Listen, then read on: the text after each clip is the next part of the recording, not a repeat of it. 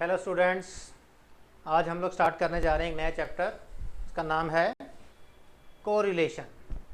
देखो, कोरिलेशन का मतलब है कि दो अलग अलग वेरिएबल्स में किसी भी तरह का अगर रिलेशन एग्जिस्ट करता है तो उसे हम कोरिलेशन कहते हैं। Correlation means sometimes there exist a casual relationship between two variables. कई बार क्या होता है, दो वेरिएबल्स के बीच में कोई कैजुअल रिलेशन होता है, इसमें कि अगर हम एक वेरिएबल को थोड़ा सा इंक्रीज करें तो दूसरा वेरिएबल भी या तो थोड़ा इंक्रीज होगा या डिक्रीज होगा। तो अगर एक वेरिएबल में चेंज करने पर दूसरे वेरिएबल में भी कुछ इफेक्ट आ रहा है, इंक्रीज या डिक्रीज होता है, तो इसका मतलब उन दोनों में कुछ कोरिलेशन है। For example, weight of human body, जो हमारा वेट है, ये इंक्रीज करता है with the increase in age. जैसे जैसे एज बढ़ती चली जाती है वेट इंक्रीज करता है। यहाँ एक और एग्जांपल है, demand decreases with the increase in price. Price बढ़ती है तो उसका इफेक्ट जो है वो डिमांड के ऊपर पड़ता है, तो डिमांड जो है वो डिक्रीज हो जाती है। तो इसका मतलब प्राइस और डिमांड के बीच में कोरिलेशन एग्जिस्ट करता है। ठीक है। और अब हम देखेंगे कि कोरिलेशन कितने टाइप का होता है। देखो, कोरिलेशन को हम 3 पार्ट्स में बांट सकते हैं: पॉजिटिव कोरिलेशन, नेगेटिव कोरिलेशन और नो कोरिलेशन। पॉजिटिव कोरिलेशन का मतलब है कि जब एक वेरिएबल में हम कुछ इंक्रीज करते हैं तो दूसरा वेरिएबल भी अगर इंक्रीज करता है तो ये कहलाता है पॉजिटिव कोरिलेशन। और अगर एक में डिक्रीज करें दूसरा भी डिक्रीज हो जाए, ये भी पॉजिटिव। यानी जब दोनों वेरिएबल में जो इफेक्ट है वो सेम आ रहा है, एक को इंक्रीज करें दूसरा भी इंक्रीज हो जाए, या एक को डिक्रीज दूसरा भी डिक्रीज, तो ये कहलाता है पॉजिटिव कोरिलेशन। और दूसरा है नेगेटिव कोरिलेशन। ये तब होता है जब एक को तो हम इंक्रीज कर रहे हैं और दूसरा डिक्रीज हो रहा है, या एक को डिक्रीज करें और दूसरा इंक्रीज हो जाए, इसे कहते हैं हम नेगेटिव कोरिलेशन। और एक तीसरा है, that is called no correlation. देखो, नो कोरिलेशन में क्या है कि दो वेरिएबल्स के बीच में एक कैजुअल रिलेशनशिप तो है, बट कैजुअल रिलेशनशिप होने के बावजूद जब हम एक वेरिएबल में कुछ चेंजेस करते हैं तो दूसरे वेरिएबल में या तो कोई चेंज होता ही नहीं है, या अगर होता है तो वो इंक्रीज और डिक्रीज दोनों करता है। यानी एक को इंक्रीज किया तो दूसरा कभी कभी इंक्रीज भी हो जाता है और डिक्रीज भी हो जाता है, या एक को हमने डिक्रीज किया तो दूसरा इंक्रीज भी हो जाता है, डिक्रीज भी हो जाता है। तो इससे हम ये कंक्लूजन निकालते हैं कि उन दोनों के बीच में कोई कोरिलेशन नहीं है। ठीक है। यहाँ पर हमने कुछ एग्जांपल लिखे हुए हैं, इनको हम एक एक करके एनालाइज करेंगे कि इनके बीच में कोरिलेशन पॉजिटिव है, नेगेटिव है, या फिर जीरो कोरिलेशन है, means no correlation. First example है temperature and sale of ice cream. ये सोच के बताओ आप लोग कि टेम्परेचर और सेल ऑफ आइसक्रीम में कैसा रिलेशन है। अगर टेम्परेचर बढ़ेगा तो गर्मी बढ़ेगी, और अगर गर्मी इंक्रीज होगी तो सेल ऑफ आइसक्रीम भी इंक्रीज होगी। तो इन दोनों के बीच में कैसा कोरिलेशन हुआ, पॉजिटिव या नेगेटिव। ठीक है। इसमें क्या है कि एक इंक्रीज होगा तो हम देख रहे हैं कि दूसरा भी इंक्रीज हो रहा है। ठीक है। तो इट मीन्स इनमें कौन सा कोरिलेशन हुआ, पॉजिटिव। ठीक है। कौन सा कोरिलेशन हुआ, पॉजिटिव कोरिलेशन। नेक्स्ट एग्जांपल देखते हैं, हाइट एंड शू साइज। देखो, जैसे जैसे हाइट बढ़ेगी तो शू का साइज भी बढ़ेगा हाइट के इंक्रीज होने पर, और हाइट कम होती है तो शू का साइज भी कम होता है, हाइट ज़्यादा होती है तो शू साइज बड़ा होता है। तो ये भी अगर एक इंक्रीज होगा तो दूसरा भी इंक्रीज होगा। This is also an example of positive correlation. मेरी बात समझ आ रही है या नहीं आ रही? जब दोनों का इफेक्ट एक जैसा हो, इंक्रीज के साथ इंक्रीज, डिक्रीज के साथ decrease, this is called positive correlation. और जब उल्टा हो, इंक्रीज के साथ डिक्रीज या डिक्रीज के साथ increase, that is called negative correlation. Prices and supply. तो देखो, जब प्राइस बढ़ती है तो साथ में सप्लाई भी इंक्रीज हो जाती है। ठीक है, जो सप्लायर्स हैं वो भी अपने प्रोडक्ट बेचने की कोशिश करते हैं, कहते हैं कि प्राइस बढ़ रही है, हम भी अपने सारे प्रोडक्ट बेच दें, बड़ा ज़्यादा फ़ायदा होगा, प्रॉफिट होगा। तो प्राइस के इंक्रीज होने से सप्लाई भी इंक्रीज होती है। तो कैसा कोरिलेशन हो गया ये वाला? This is also positive correlation. ठीक है। Next, number of trees and rainfall. देखो, किसी इलाके में अगर किसी एरिया में पेड़ ज़्यादा होंगे तो वहाँ रेनफॉल भी ज़्यादा होगी, और जहाँ पर पेड़ ही नहीं होंगे, रेगिस्तान है, तो वहाँ पर रेनफॉल भी कम होगी।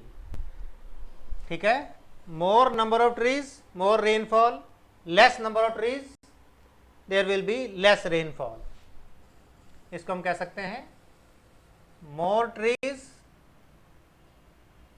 मोर rainfall, less trees less rainfall. तो this is also an example of positive correlation. तो पहले 4 कोरिलेशन हम लोगों ने देखे, चारों के चारों पॉजिटिव हैं। टेम्परेचर बढ़ने से आइसक्रीम की सेल बढ़ती है, हाइट बढ़ने से शू का साइज बढ़ता है, प्राइस बढ़ने से सप्लाई बढ़ती है, और नंबर ऑफ ट्रीज के इंक्रीज होने से, ज़्यादा पेड़ पौधे लगाने से रेनफॉल इंक्रीज होती है। नेक्स्ट एग्जांपल देख रहे हैं अब हम, वो क्या है? Prices and demand. तो जैसा कि सबको मालूम है, प्राइस इंक्रीज होने से डिमांड कम होती है। इसमें क्या रिलेशन है? प्राइस अगर इंक्रीज करेंगे तो डिमांड डिक्रीज होगी। एक इंक्रीज और एक डिक्रीज, और प्राइस अगर हम डिक्रीज करेंगे तो डिमांड इंक्रीज होगी।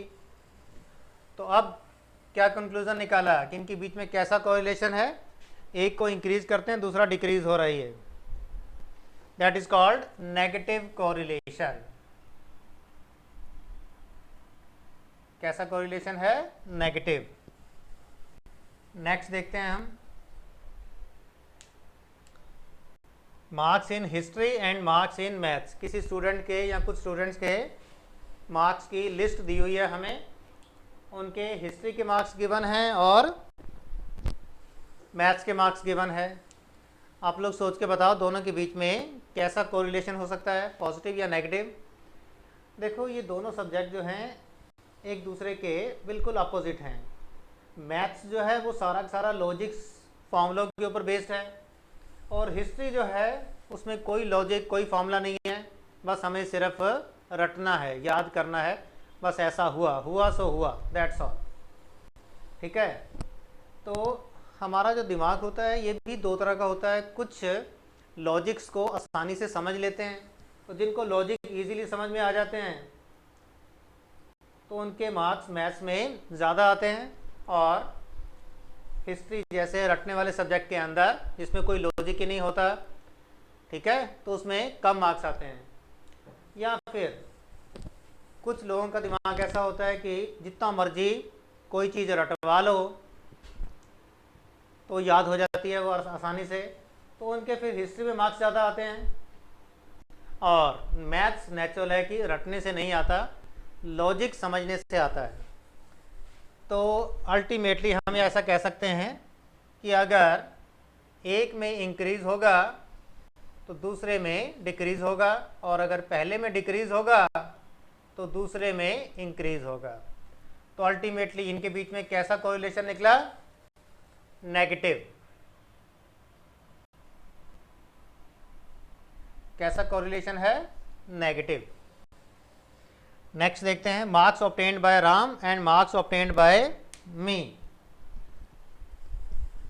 यहाँ पर राम के मार्क्स दिए हुए हैं और यहाँ पर मेरे मार्क्स दिए हुए हैं। अच्छा, तो राम ने अगर किसी सब्जेक्ट में अच्छा स्कोर किया तो ज़रूरी है मैं भी उसमें अच्छा स्कोर करूँगा या मेरा उसमें ख़राब स्कोर आएगा।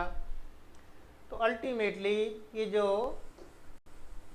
7th एग्जाम्पल है, marks obtained by Ram, he is my cousin, and marks obtained by me, इन दोनों में किसी तरह का कोई रिलेशन नहीं है। हो सकता है किसी सब्जेक्ट में उसके अच्छे मार्क्स आए हों तो मेरे भी अच्छे मार्क्स आए हों, हो सकता है किसी सब्जेक्ट में उसके अच्छे मार्क्स आए हों लेकिन मेरे अच्छे मार्क्स नहीं आए। ठीक है, तो ये थर्ड केस बन रहा है कि जिसमें एक वेरिएबल में हम कुछ चेंज कर रहे हैं तो दूसरे के अंदर both increase and decreases are seen in the other variable. ठीक है, एक के मार्क्स इंक्रीज हो रहे हैं तो मेरे भी इंक्रीज हो गए, दूसरे में उसके मार्क्स इंक्रीज हो रहे हैं लेकिन मेरे डिक्रीज हो गए, किसी में उसके मार्क्स डिक्रीज हो रहे हैं लेकिन मेरे इंक्रीज हो गए, किसी में उसके मार्क्स डिक्रीज हो रहे हैं और मेरे भी डिक्रीज हो गए। कहने का मतलब जिसमें एक वेरिएबल को इंक्रीज करें तो दूसरा भी इंक्रीज हो जाए और कभी कभी डिक्रीज भी हो जाए, और जब हम एक को डिक्रीज करें तो दूसरा डिक्रीज भी हो जाए और कभी कभी इंक्रीज भी हो जाए। तो आप ही सोच कर बताओ कि उसमें क्या कंक्लूजन निकालेंगे हम लोग। ठीक है, इंक्रीज होने के साथ इंक्रीज और डिक्रीज दोनों हो रहा है, डिक्रीज के साथ भी इंक्रीज और डिक्रीज दोनों हो रहा है, that is a case of no correlation. तो उस केस में क्या है, कोई कोरिलेशन नहीं है। जैसा कि राम के मार्क्स आए और मेरे, ठीक है, राम के मार्क्स इंक्रीज हुए, मेरे इंक्रीज भी हो सकते हैं, हो सकता है मैं पढ़ूंगा नहीं तो डिक्रीज हो जाएंगे। राम के मार्क्स डिक्रीज हो गए क्योंकि उसने पढ़ाई नहीं की, लेकिन अगर मैं पढ़ाई करूंगा तो मेरे मार्क्स इंक्रीज भी हो सकते हैं, नहीं करूंगा तो डिक्रीज भी हो सकते हैं। ठीक है, तो राम के मार्क्स में और मेरे मार्क्स में कोई कोरिलेशन नहीं है। Marks obtained by Ram and marks obtained by me, no correlation.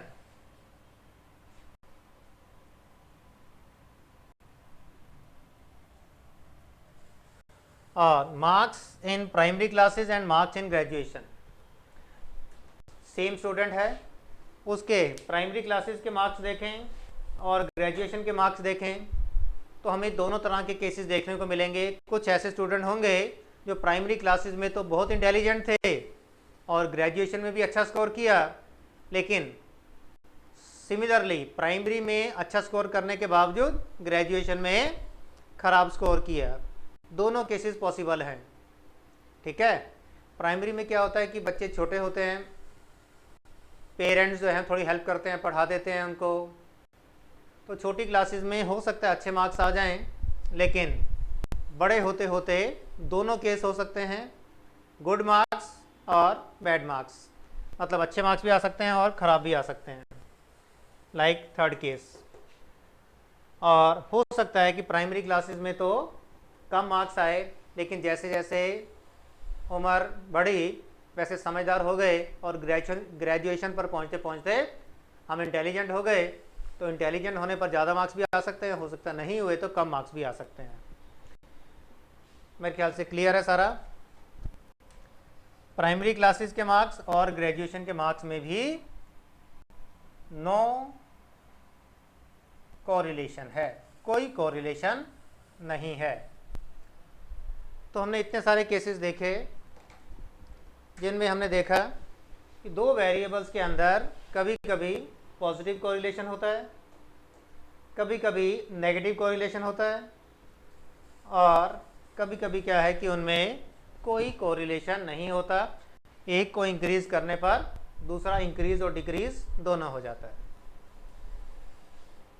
मेरे ख्याल से कोरिलेशन की डेफिनेशन अच्छी तरह से समझ में आ गई सबको। अब हम आगे चलते हैं। मिटा दें सारा, एक बार नोट कर लो, फिर हम इसको मिटा देंगे।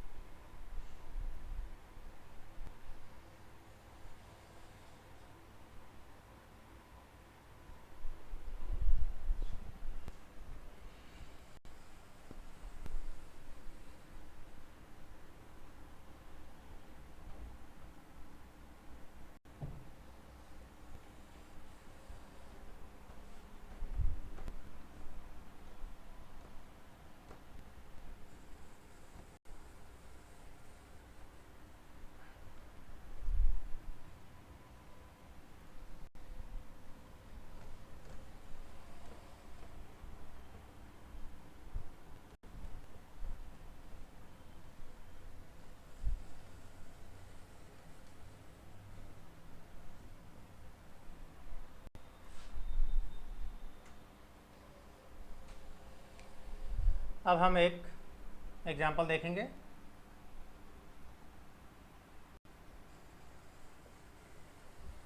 इसमें हमें अकाउंट्स के मार्क्स और मैथ्स के मार्क्स दिए गए हैं बहुत सारे स्टूडेंट्स के। जैसे एक स्टूडेंट है ए, उसके अकाउंट्स में मार्क्स आए हैं 97 और मैथ्स में आए हैं 92।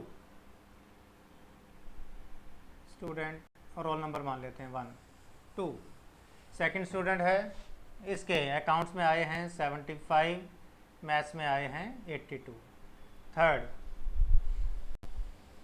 65 और मैथ्स में आए हैं 70। फोर्थ रोल नंबर, अकाउंट्स में आए हैं इसके 50 और मैथ्स में आए हैं 45। फिफ्थ नंबर पर अकाउंट्स में मार्क्स आए हैं 40 और मैथ्स में 30। सिक्स्थ अकाउंट्स में 20 और मैथ्स में 10। रोल नंबर 7, अकाउंट्स में 15 और मैथ्स में 12। तो आप लोग सोच के बताओ कि इन दोनों के मार्क्स में, दोनों सब्जेक्ट के मार्क्स में आपको कोई रिलेशन मिल रहा है? ठीक है, थोड़ा एनालाइज करके देखते हैं कि हमने देखा कि जब किसी स्टूडेंट के अकाउंट से मार्क्स ज़्यादा आ रहे हैं तो मैथ्स में भी ज़्यादा आ रहे हैं। ठीक है, और जब अकाउंट्स में कम मार्क्स आ रहे हैं तो मैथ्स में भी कम मार्क्स आ रहे हैं। ठीक है, और जैसे जैसे अकाउंट्स में मार्क्स डिक्रीज़ होते चले जा रहे हैं, मैथ्स में भी decrease decrease decrease decrease decrease, ultimately ये जब मिनिमम हो गया तो ये भी बिल्कुल मिनिमम हो गया, और ये जब मैक्सिमम था तो ये भी मैक्सिमम था। तो अल्टीमेटली हम कंक्लूजन निकाल सकते हैं कि इन दोनों सब्जेक्ट्स के बीच में कोरिलेशन जो है वो पॉजिटिव है। ठीक है,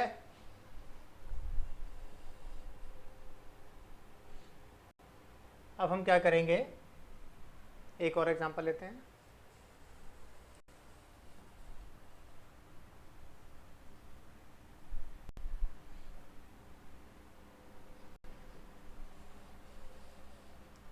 थोड़ा सा छोटा कर देते हैं इसको, दोबारा लिखवाता हूँ, थोड़ा छोटा करके एक बार और लिखवा रहा हूँ इसे।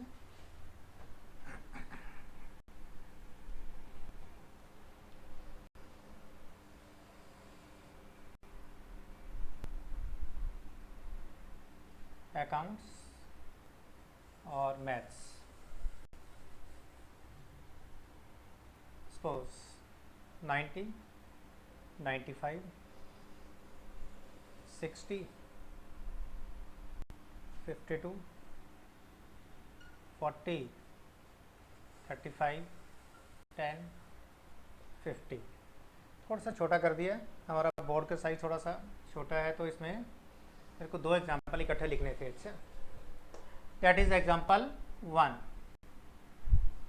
तो इसमें हमने क्या कंक्लूजन निकाला कि जब मैथ्स में मार्क्स मैक्सिमम आ रहे हैं तो अकाउंट्स में भी मैक्सिमम है, और जब अकाउंट्स में बिल्कुल मिनिमम मार्क्स आए तो मैथ्स में भी बिल्कुल मिनिमम मार्क्स आए।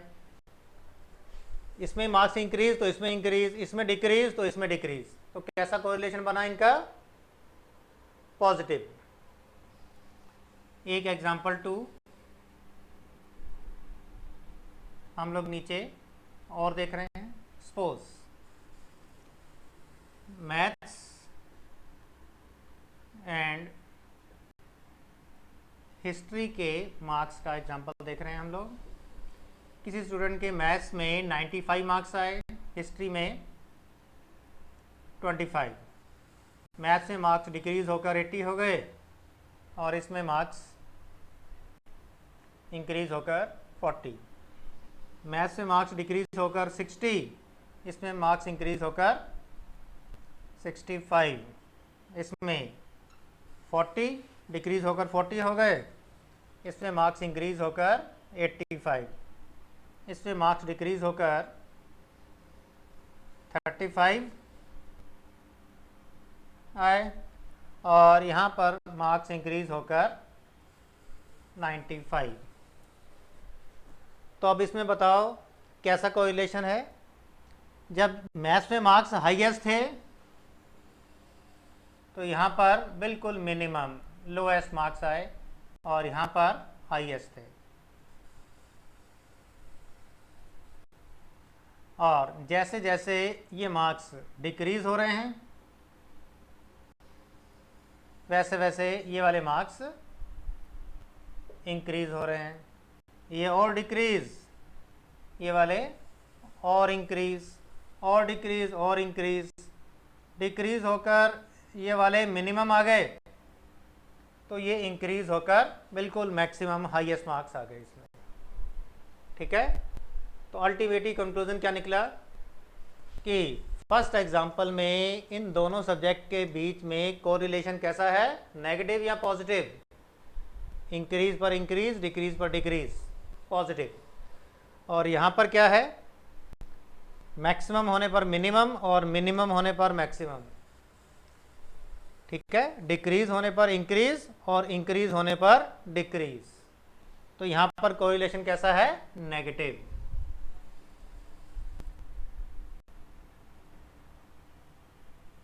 इनके बीच में कोरिलेशन कैसा है, नेगेटिव, और इनके बीच में कोरिलेशन कैसा है, पॉजिटिव। मेरे ख्याल से क्लियर है एकदम।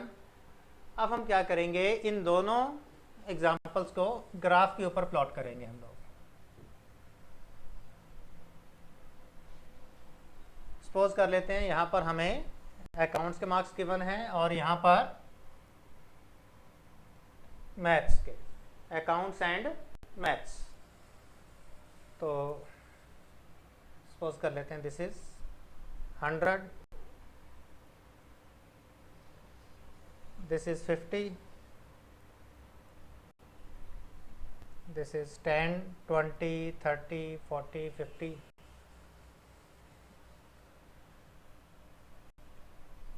70, 90 and 100. Suppose this is 100, this is 50,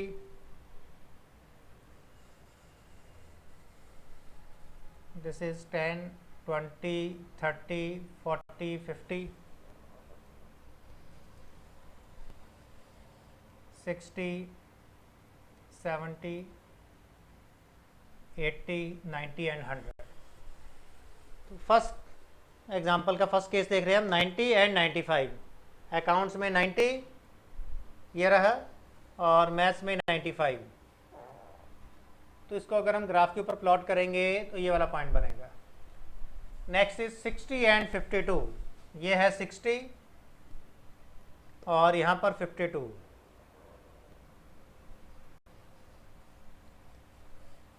ये रहा 40 एंड 35, ये 40 और ये 35।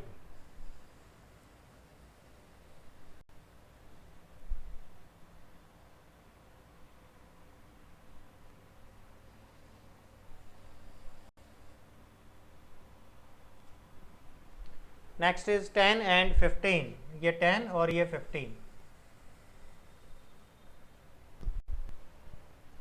तो हमने देखा कि इसमें ये जो पॉइंट्स हैं ये ऐसे करके राइट साइड में अपवर्ड डायरेक्शन की तरफ जा रहे हैं। अच्छा, राइट साइड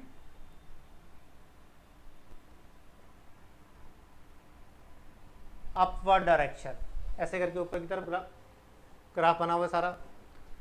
तो जिसमें सारे पॉइंट्स राइट साइड में अपर डायरेक्शन की तरफ जाए उनका कोरिलेशन पॉजिटिव कोरिलेशन होता है। देखो कोरिलेशन का सिंबल होता है आर। तो आगे से हम लोग क्या करेंगे, कोरिलेशन को आर से डिनोट कर दिया करेंगे। अच्छा, कोरिलेशन मीन्स उसका सिंबल है are.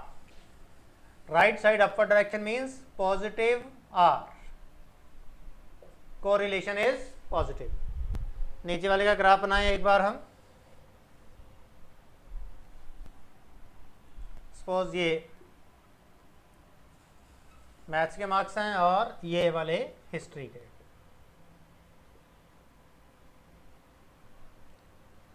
Suppose this is 100, 50,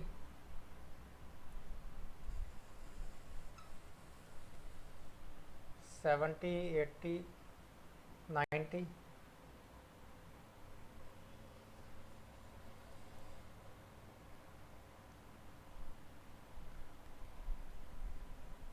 10, 20, 30, 40, 50, 60, 70, 80, 100. Similarly, this is 100, 50,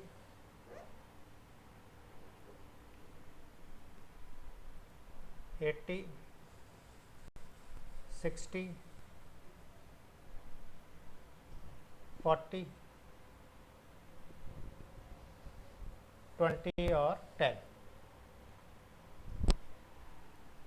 95 and 25।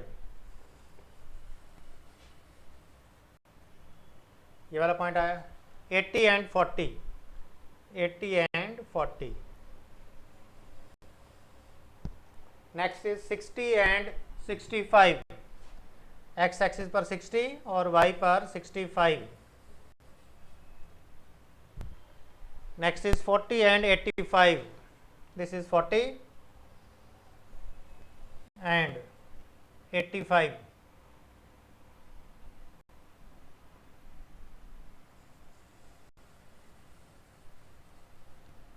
Next is 35 and 95, 35 and 95। तो इसमें हम लोग देख रहे हैं कि ये जो पॉइंट्स हैं ये इस तरह से राइट साइड में डाउनवर्ड डायरेक्शन की तरफ आ रहे हैं। ठीक है, कैसी डायरेक्शन है? राइट साइड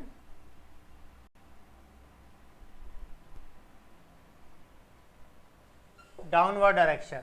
तो जिसमें राइट साइड में डाउनवर्ड डायरेक्शन हो, मतलब जैसे जैसे एक्स इंक्रीज होगा वाई डिक्रीज होगा, तो ये कहलाता है नेगेटिव कोरिलेशन।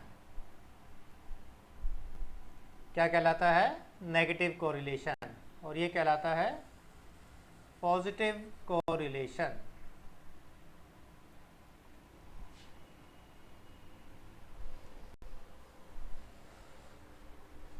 ठीक है, आराम से नोट करो सारा कुछ।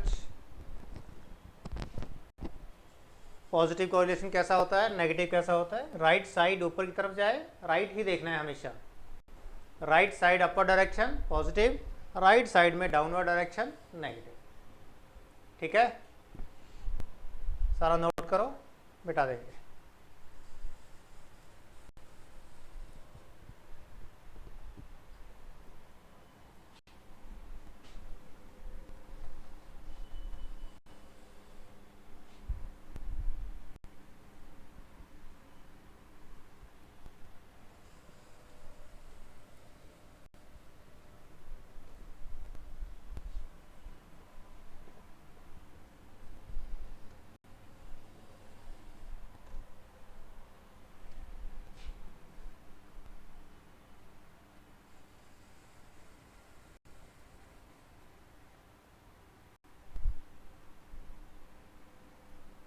correlation।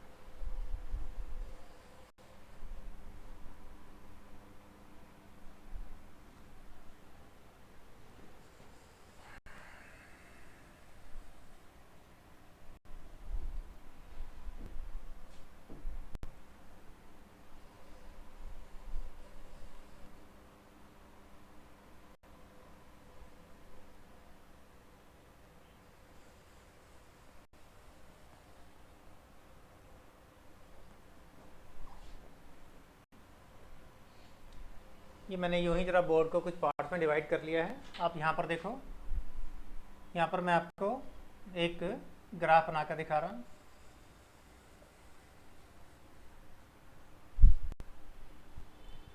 This is x axis and this is y axis, ठीक है, x axis and y axis.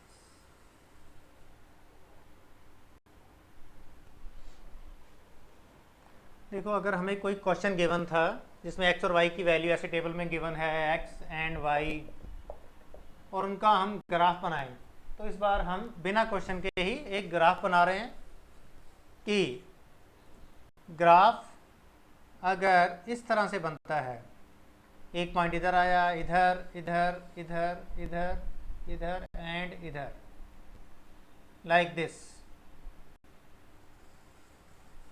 ठीक है। अगर हमने किसी क्वेश्चन का ग्राफ बनाकर देखा और पता चला ग्राफ इस तरह से बना है, सारे points right side upper direction में जा रहे हैं और बिल्कुल एक स्ट्रेट लाइन में हैं, जरा भी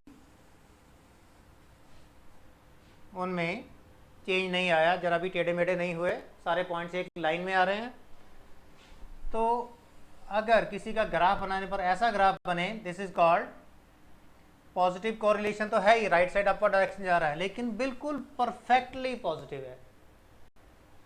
परफेक्टली का मतलब है कि इसमें एकदम आर जो है कोरिलेशन जो है वो 100% पॉजिटिव कोरिलेशन है। अच्छा,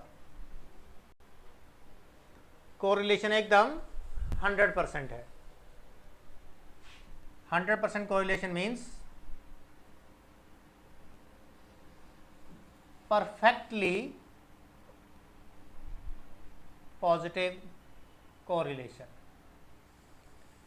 बिल्कुल परफेक्टली पॉजिटिव है 100%। और अगर हम किसी का ग्राफ बनाएं और वो ग्राफ इस तरह से बने, ये एक्स एक्सिस है और ये वाई, एक पॉइंट इधर आया, एक पॉइंट इधर आया, एक इधर इधर इधर और इधर,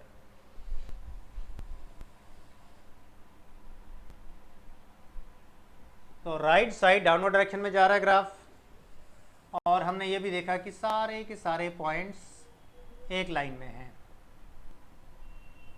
और राइट साइड डाउनवर्ड डायरेक्शन में जा रहा है, तो ये भी नेगेटिव कोरिलेशन है, और बिल्कुल सीधी लाइन होने के कारण 100% नेगेटिव कोरिलेशन है। और 100% नेगेटिव को हम कहते हैं परफेक्टली नेगेटिव।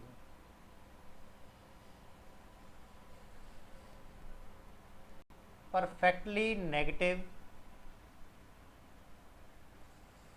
कोरिलेशन मतलब कि R is equal to 100% negative.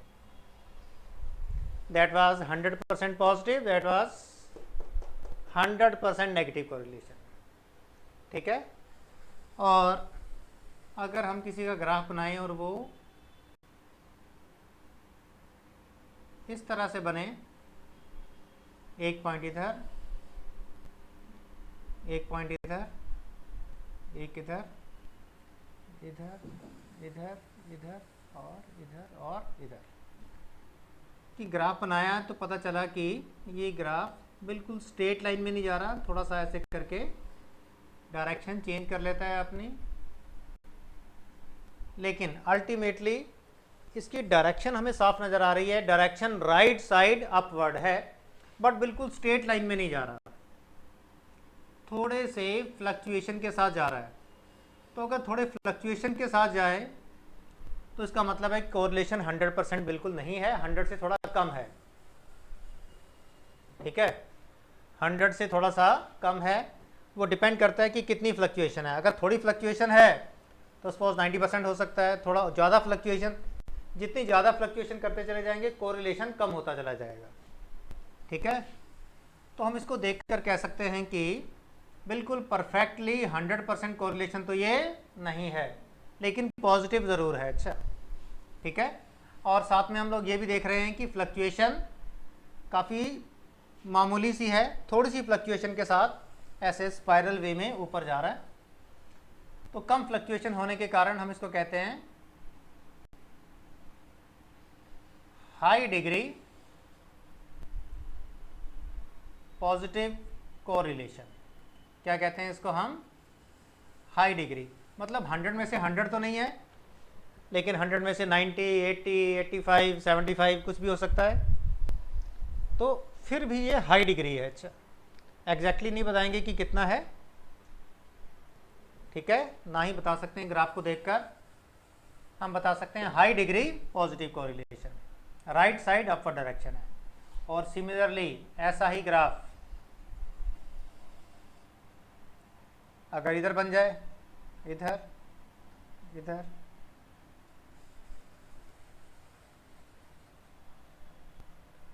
तो इधर हमने देखा कि ये भी थोड़े फ्लक्चुएशन के साथ राइट साइड डाउनवर्ड जा रहा है, तो इसे भी हम यही कहते हैं हाई डिग्री नेगेटिव कोरिलेशन। मेरे ख्याल से क्लियर है।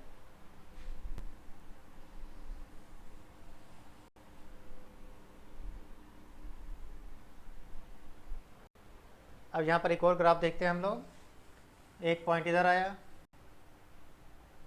एक इधर, एक इधर, एक इधर,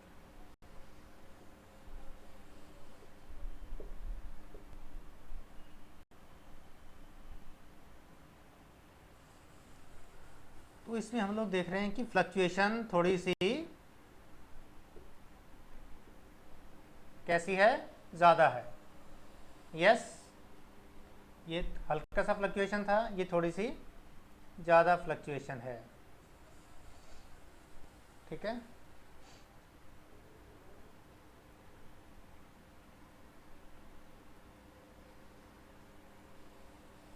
इसमें सबको ज्वाइन करने की ज़रूरत नहीं है।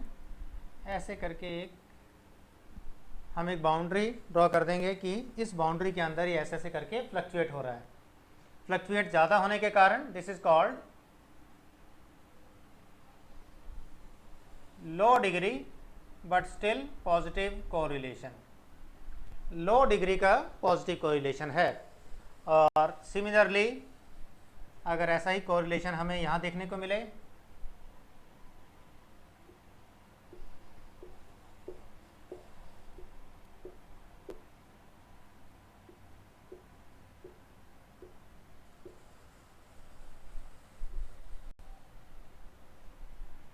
ठीक है, फ्लक्चुएशन ज़रा ज़्यादा है but right side downward direction.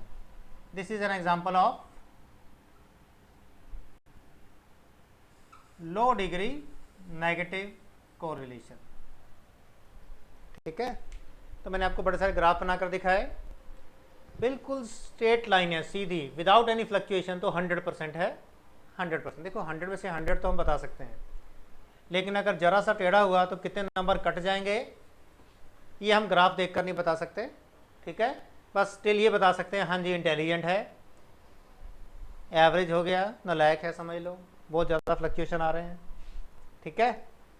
लेकिन परसेंटेज में कितना है वो ग्राफ देखकर हम नहीं बता सकते। फ्लक्चुएशन कम है तो हाई डिग्री, ज़्यादा है तो लो डिग्री, लेकिन राइट साइड में ऊपर है तो positive positive positive, right side downward downward downward, negative negative negative. बिल्कुल स्ट्रेट लाइन है without any fluctuation, 100% perfectly negative. थोड़ी फ्लक्चुएशन है तो हाई डिग्री, ज़्यादा फ्लक्चुएशन है तो लो डिग्री नेगेटिव कोरिलेशन, ठीक है। और यहाँ पर हम लोग देखेंगे कि एक पॉइंट हमने ड्रॉ किया तो इधर आया, दूसरा पॉइंट इधर आया, तीसरा इधर, चौथा इधर, पांचवा इधर, छठा इधर। तो देखो अगर हम इससे कंक्लूजन निकाल लें ना, तो हमने देखा कि जब x की वैल्यू छोटी है तो y की वैल्यू भी छोटी आ रही है, लेकिन x की वैल्यू तो इंक्रीज होकर इतनी बड़ी हो गई जबकि y की वैल्यू में कोई चेंज नहीं आया, उतनी की उतनी है। x इंक्रीज हो गया, there is no change in y। या इस पॉइंट को देखें तो y इंक्रीज हो गया but no change in x। तो ultimately this is an example of no correlation.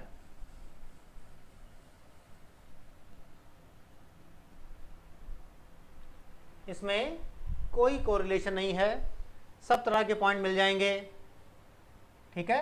X high तो वाई भी हाई मिलेगा, लेकिन एक्स हाई है लेकिन वाई लो मिल रहा है।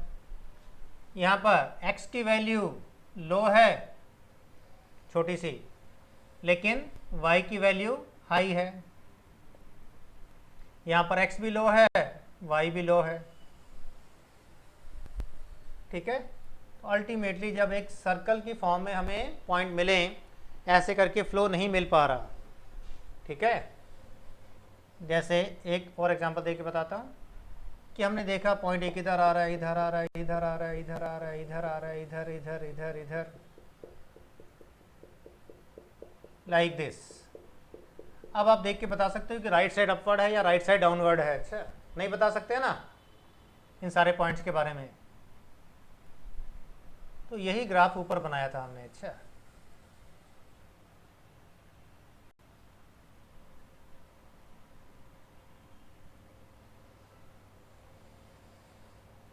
यस, 0 r इक्वल टू 0, या एक और ग्राफ बना के दिखा रहा हूँ। एक पॉइंट ऐसे आया, एक इधर आया, एक इधर आया, एक इधर आया, एक इधर आया, एक इधर आया, एक इधर आया, इधर आया, इधर आया, इधर आया, इधर आया। मतलब ये कि हमें देखने पर ऐसा लग रहा है कि पॉजिटिव कोरिलेशन भी है और ऐसे करके नेगेटिव कोरिलेशन भी आ रहा है। राइट साइड अपवर्ड भी जा रहा है, राइट साइड डाउनवर्ड भी जा रहा है, सब कुछ। जैसे मैंने आपको बिल्कुल बिगनिंग में यहाँ पर लिख के दिखाया था नो कोरिलेशन का एग्जांपल, ठीक है, कि एक्स के इंक्रीज होने से वाई इंक्रीज भी हो रहा है और डिक्रीज भी हो रहा है। आर इक्वल टू 0, बात एक ही है, no correlation, R equal to 0, ठीक है। चाहे आर इक्वल टू 0 लिखो, चाहे नो कोरिलेशन, बात एक ही है। तो ये सारे ग्राफ्स को देखकर हमें ये समझ में आ गया होगा कि हमें कैसे पता चलता है कि कोरिलेशन नेगेटिव है या पॉजिटिव है। मतलब हमें एक्स और वाई की वैल्यू गिवन होगी, जैसे मैंने शुरू में लिखा था अकाउंट्स और मैथ्स के मार्क्स, उनको ग्राफ पर प्लॉट कर दो, तो ग्राफ देखो इनमें से कैसा नज़र आ रहा है, यहाँ ऐसा है। तो जैसा भी होगा उसी के अकॉर्डिंग हम बता देंगे कि कोरिलेशन नेगेटिव है या पॉजिटिव है या फिर ज़ीरो कोरिलेशन है, ठीक है। और इस तरह से ग्राफ बनाकर कोरिलेशन के बारे में पता लगाना कहलाता है graphical method.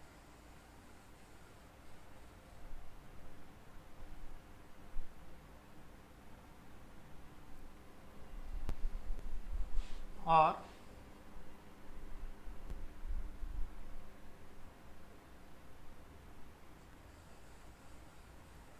Scatter diagram method, तो इसे नोट कर लो। ये जो हम अभी सीख रहे थे ये भी कोरिलेशन पता लगाने का एक मेथड है। इस मेथड से हम सिर्फ ये पता लगा सकते हैं कि कोरिलेशन हाई डिग्री पॉजिटिव है, मतलब पॉजिटिव है या नेगेटिव है, फिर हाई डिग्री है या लो डिग्री है या नो कोरिलेशन, ठीक है।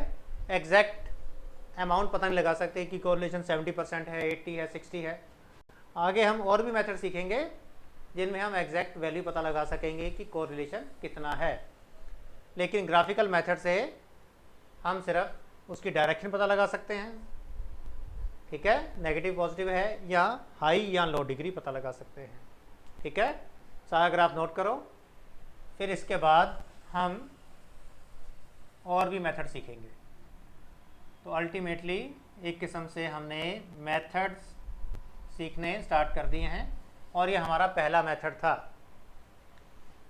ग्राफिकल मेथड और scatter diagram method, correlation find करने का। सारा नोट करो, इसे मिटाएंगे हम लोग और फिर आगे सीखेंगे।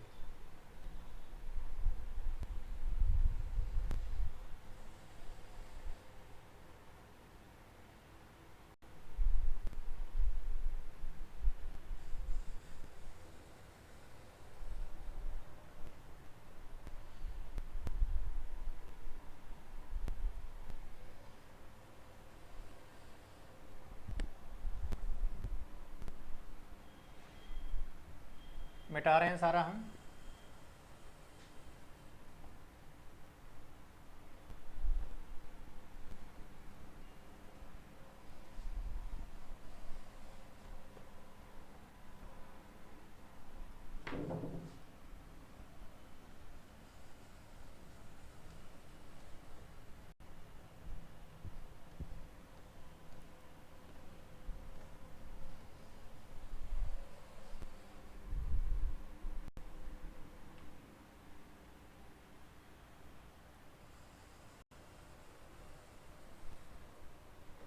Ultimately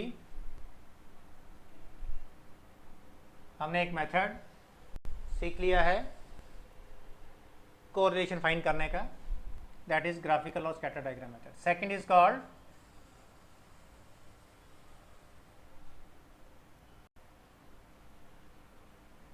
Karl Pearson's coefficient of correlation. Third is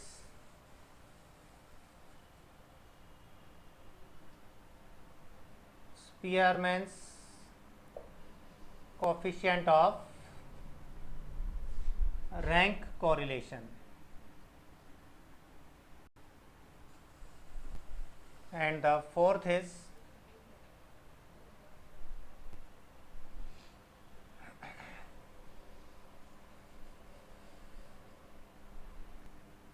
concurrent deviation method.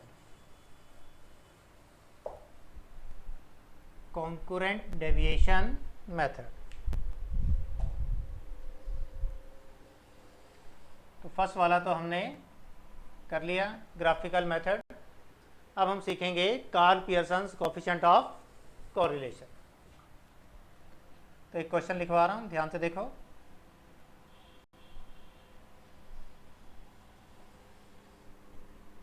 इसमें हमें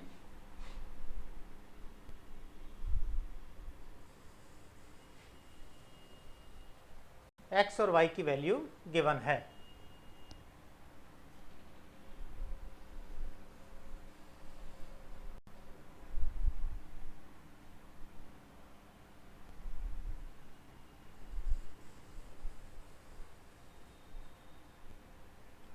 x और y दो वेरिएबल्स हैं जिनके बीच में हमें कोरिलेशन पता लगाना है. Suppose it is given as 5, 7, 8, 10, 15 and y is given as 7, 8, 12, 15,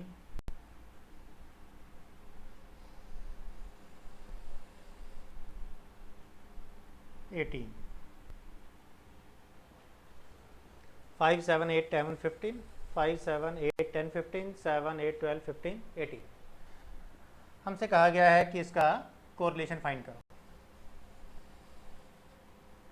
find coefficient of correlation by using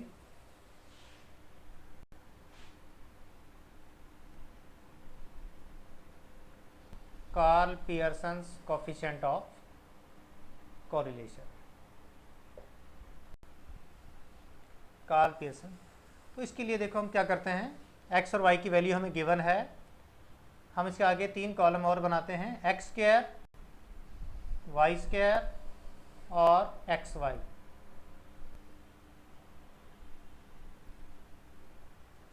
ठीक है. एक्स स्क्वायर की वैल्यू कितनी आई, 25, 49, 64, 100, 225. 49, 64, 144, 225, 324. x into y 35, 56, 96, 150, 270। इसके बाद हम सबका सम निकालेंगे। 45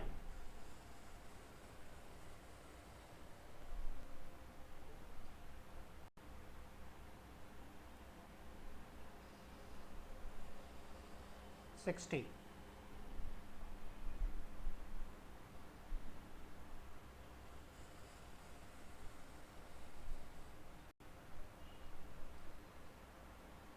463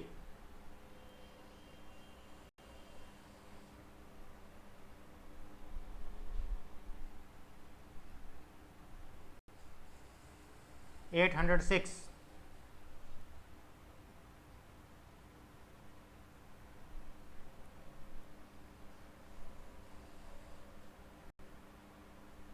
607। एक बार चेक कर लो सारे।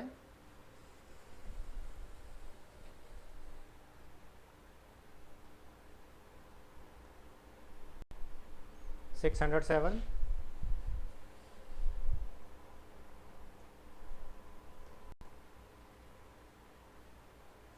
806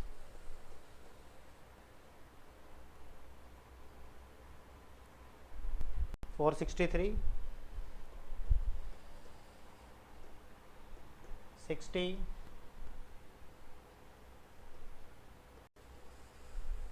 45। बिल्कुल सही है। अब देखते हैं आगे। आर फाइंड करने के लिए Karl Pearson coefficient of correlation find करने का फॉर्मूला क्या है हमारे पास? n sigma x y minus sigma x sigma y upon n sigma x square minus sigma x whole square और n sigma y square minus sigma y whole square. That's all. सारी values हमें given है। n का मतलब है number of terms 1 2 3 4 5। n की value हो जाएगी 5। सिग्मा एक्स वाई का sigma 607 minus sigma x into sigma y. Sigma x अलग सिग्मा वाई अलग। 45 into 60 divided by 5 into sigma x square का सिग्मा 463 माइनस सिग्मा एक्स का whole square. This is sigma x 45 इसका whole square और इसका root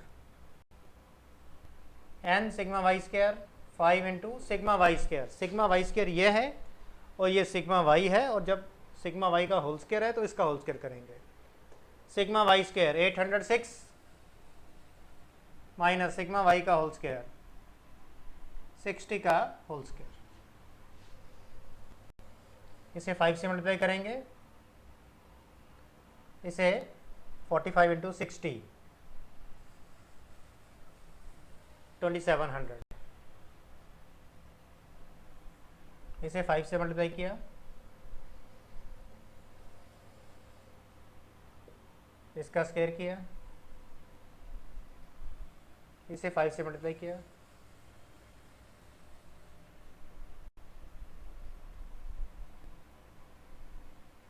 $4030 minus 3600। 2700 minus किया। 335 इसमें से माइनस किया हमने 290 और इसमें से माइनस किया 430 का रूट।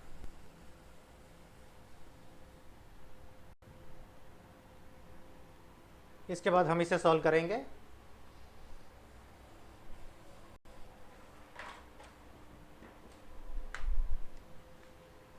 आप लोग भी सॉल्व करो, बताओ कितना आंसर आया।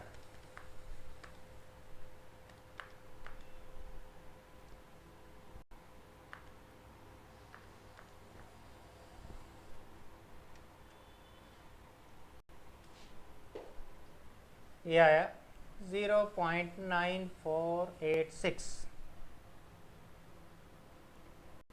राउंड ऑफ करके 0.95 लिख देंगे, ठीक है, and that is the answer.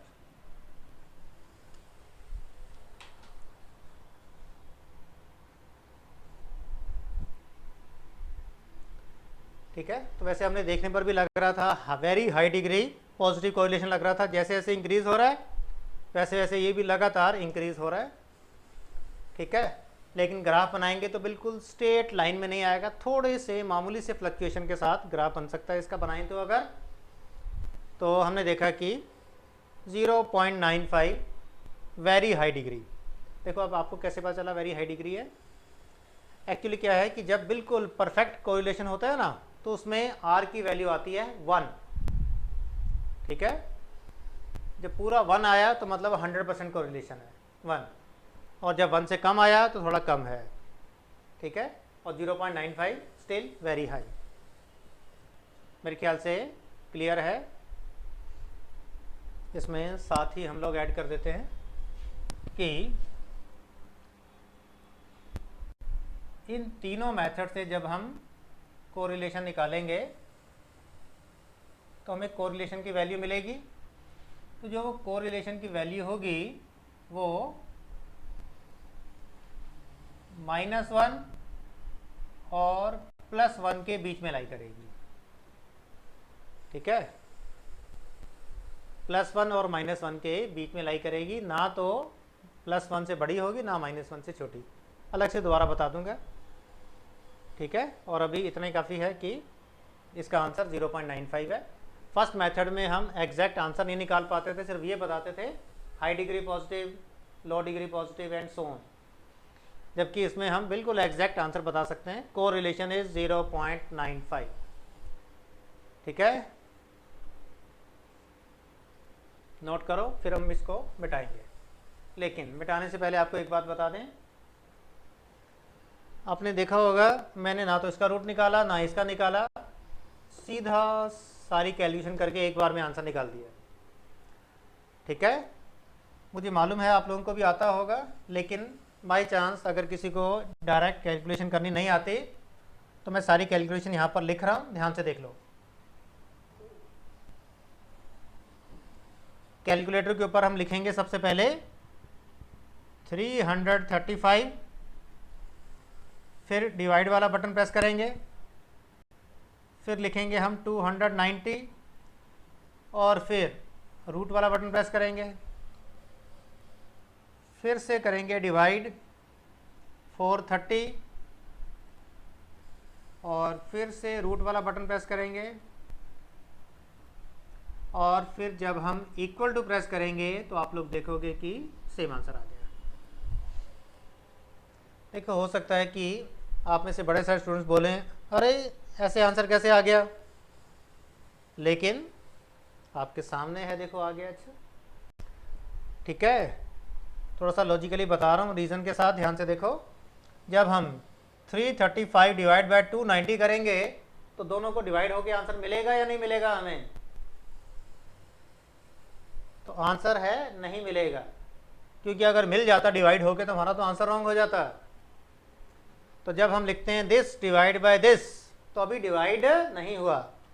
फिर जब हमने रूट वाला बटन प्रेस किया तो रूट किसका निकला, 290 का या दोनों का?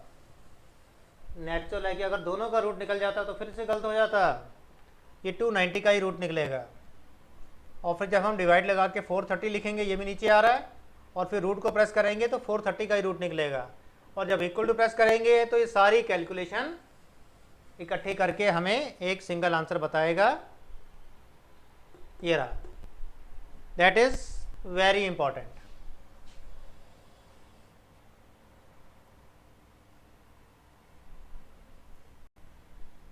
Very important calculation.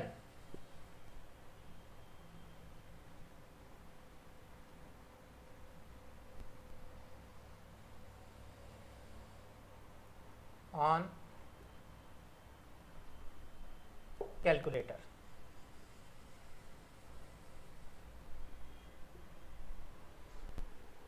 नोट कर लो सारा कुछ।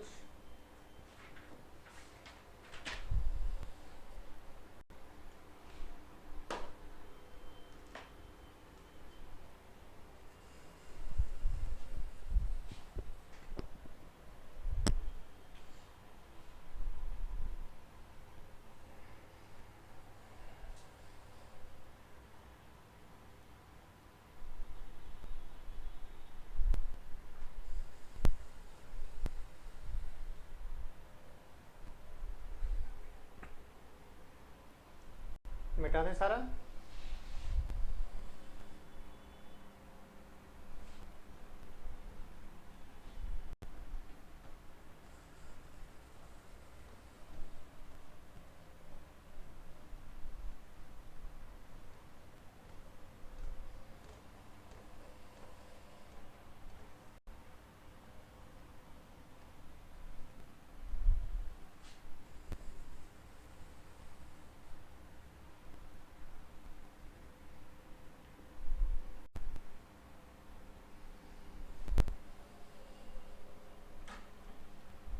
हम लोग कर रहे हैं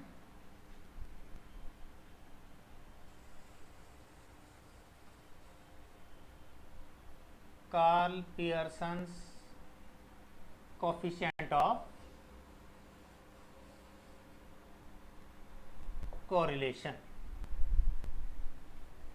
क्या सीख रहे हैं हम लोग? Karl Pearson's coefficient of correlation.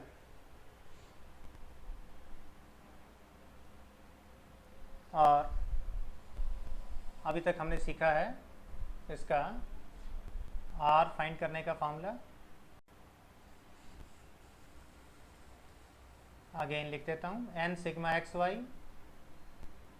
Sigma x sigma y n sigma x square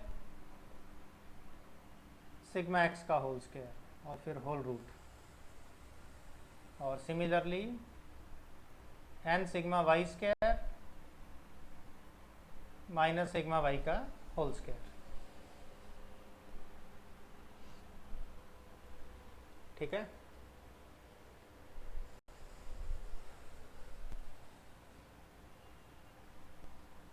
तो ऐसा करते हैं, ये हम लोग अब सीखते हैं इसकी कुछ प्रॉपर्टीज। तो प्रॉपर्टीज में पहली प्रॉपर्टी इसका फॉर्मूला है इटसेल्फ। अब हम सीखने जा रहे हैं कार्ल पियर्सन कोफिशिएंट की प्रॉपर्टीज। पहली itself formula, second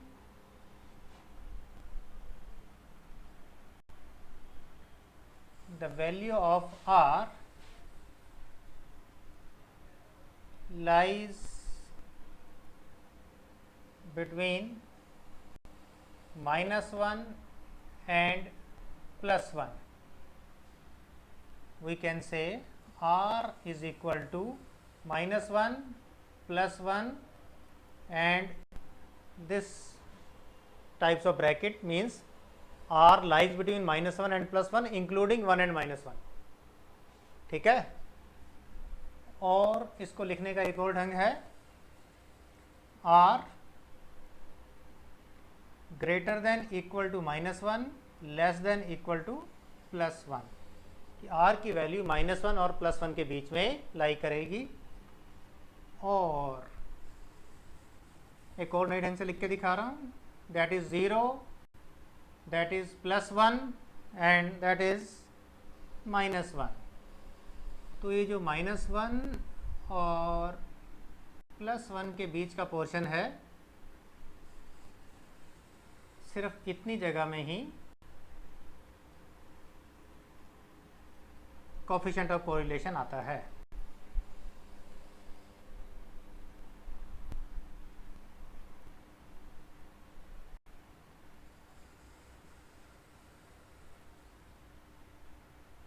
coefficient of correlation इस -1 और +1 के बीच में लाई करता है। अच्छा, ठीक है। 1 से बड़ा नॉट पॉसिबल, -1 से छोटा नॉट पॉसिबल। थर्ड प्रॉपर्टी देखेंगे हम। थर्ड प्रॉपर्टी है इसकी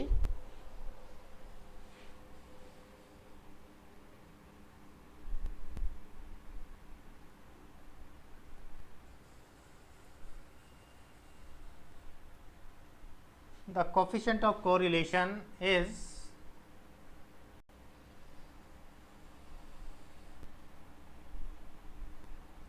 independent of origin.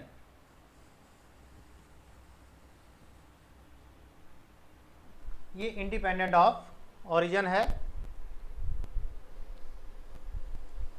मतलब गिवन डाटा में कुछ भी प्लस करो चाहे माइनस कर लो और फिर उसका कोरिलेशन निकालो, तो प्लस और माइनस करने के बावजूद आंसर में कोई फर्क नहीं आएगा, answer will remain same. It means if a constant number, say A, is added or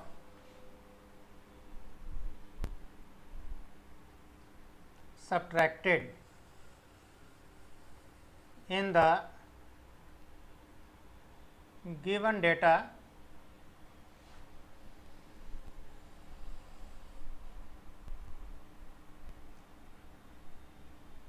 then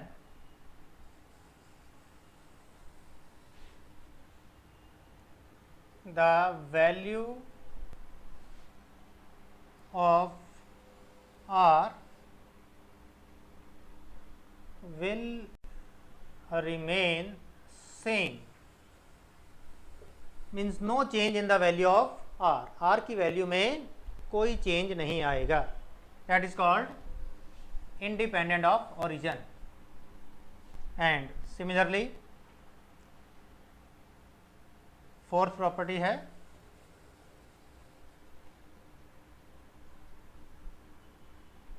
the coefficient of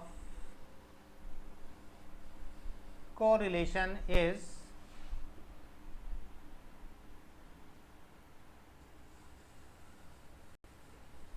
independent of scale. Independent of scale भी होता है, दोनों ही हैं कोरिलेशन. कार्ल पियर्सन वाला जो कोफिशिएंट ऑफ कोरिलेशन है, independent of origin भी है, इंडिपेंडेंट ऑफ स्केल भी है. स्केल का मतलब है चाहे किसी भी नंबर से गिवन डाटा को मल्टीप्लाई करो, चाहे डिवाइड कर लो, कुछ भी कर लो, और मल्टीप्लाई या डिवाइड करने के बाद कोरिलेशन निकालोगे सेम फॉर्मूला लगाकर, you will get the same answer. मतलब क्वेश्चन गिवन है, सबको हमने सपोज 100 से मल्टीप्लाई करके बड़ा बड़ा कुछ वैल्यू बना दी और फिर उस वैल्यूज़ का कोरिलेशन निकालेंगे तो भी आंसर सेम आएगा जितना पहले आया था. It means if the given data is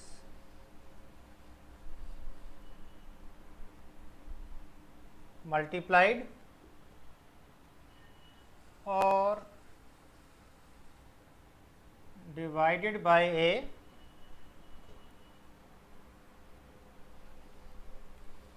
constant number, say a,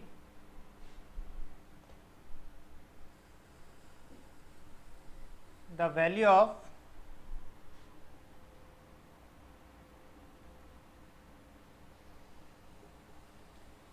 correlation will remain same. Coefficient of correlation की वैल्यू में कोई चेंज नहीं आएगा, बिल्कुल सेम रहेगी. ठीक है, देखो फर्स्ट प्रॉपर्टी तो फॉर्मूला है, सेकंड तो बिल्कुल बेसिक है, आर की वैल्यू +1 और -1 के बीच में आती है. अच्छा ठीक है, तो इसका भी एक एग्जांपल मैं आपको करके दिखा देता हूँ.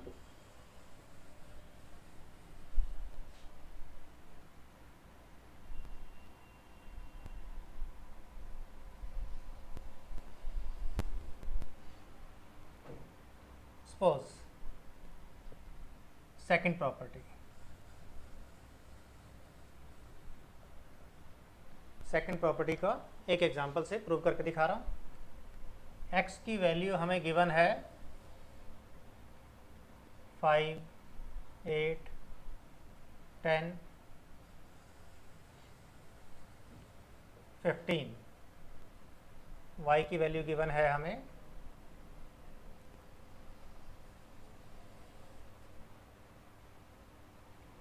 2, 5, 7 और 12। That is the question. और जैसा कि यहाँ पर गिवन है, हमें अब एक्स स्क्वायर, वाई स्क्वायर और एक एक्स वाई पता लगाना है। अच्छा, ये सिग्मा एक्स वाई। 3 कॉलम और बनाएंगे हम, एक्स स्क्वायर, वाई स्क्वायर और एक्स वाई।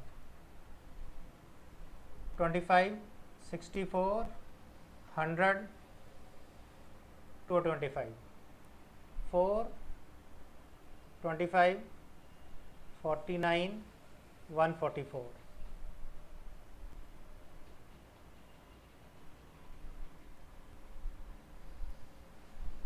तो ये हमने सारे आंसर निकाल लिए, एक्स स्क्वायर, वाई स्क्वायर और एक्स वाई सब निकाला। 37।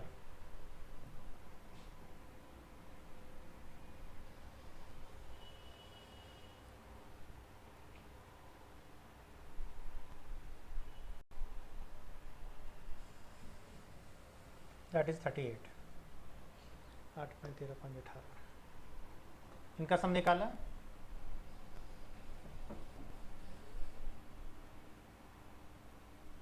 $414,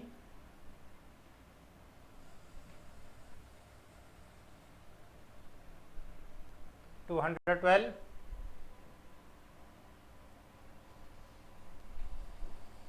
300। एक बार और चेक कर लो। 8, 5, 13, 23, 28, 38, 12, 7, 19, 20, 26, 5, 4, 9, 5, 14, 3, 6, 9, 2, 11, 2 और 2, 4, 4, 5, 9, 18, 22, 2, 2, 4, 4, 8, 4, 12, 10, 22, 8, 7, 15, 5, 20, 30, 300। बिल्कुल सही है। आर निकाल कर दिखा रहा। तो ये मैंने जो एग्जांपल लिया था, that was an example of perfectly positive correlation. तो आप देखोगे कि इसमें आर की वैल्यू +1 आएगी, बिल्कुल परफेक्टली पॉजिटिव है। N sigma x y, sigma x sigma y, n sigma x square minus sigma x whole square, n sigma y square sigma y whole square. आप इसका ग्राफ भी बनाकर देखोगे तो बिल्कुल स्ट्रेट लाइन में बनेगा। होमवर्क में करके देखना। अच्छा, n 1, 2, 3, 4, sigma x y 300, sigma x 38,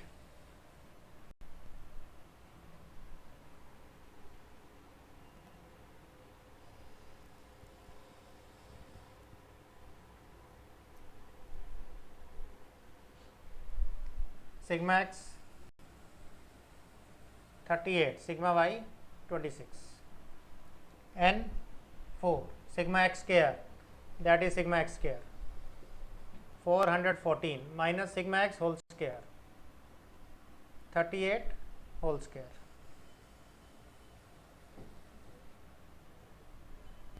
N sigma y square, n की वैल्यू 4 और सिग्मा वाई स्क्वायर, ये sigma y square 222 minus sigma y का होल स्क्वायर 26 होल स्क्वायर। इसको मल्टीप्लाई किया 1200, इसको मल्टीप्लाई किया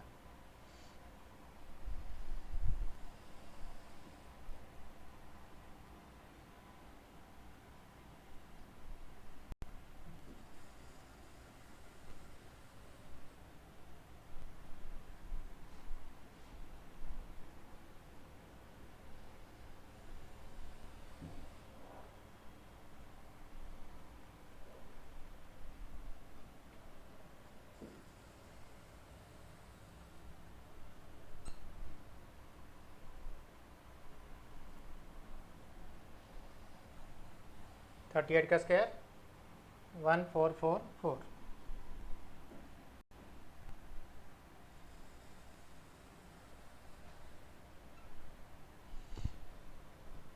नेक्स्ट स्टेप में 988 को 1200 में से माइनस कर देंगे तो आ जाएगा 212।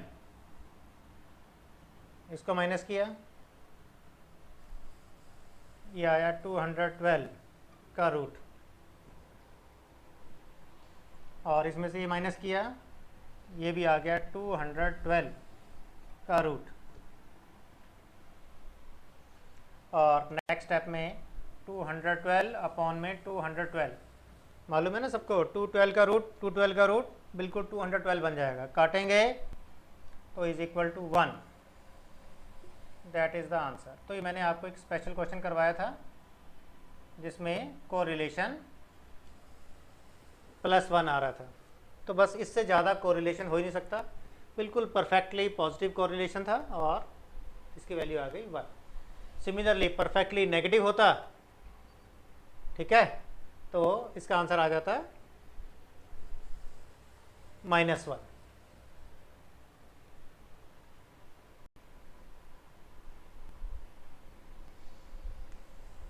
मिटा दूँ सारा, एक बार नोट कर लो, फिर ये लेफ्ट वाला पोर्शन हम मिटा देंगे। अभी मैंने ये प्रॉपर्टी प्रूव करके दिखाई है, फिर ये भी करके दिखाऊंगा। अच्छा, थर्ड और फोर्थ वाली भी।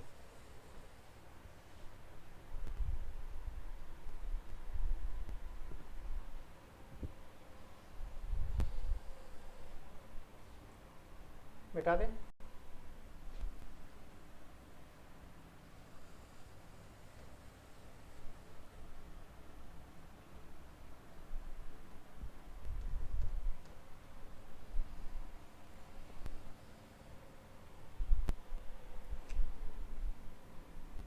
अब मैं आपको थर्ड प्रॉपर्टी के ऊपर एक एग्जांपल करवा रहा हूँ।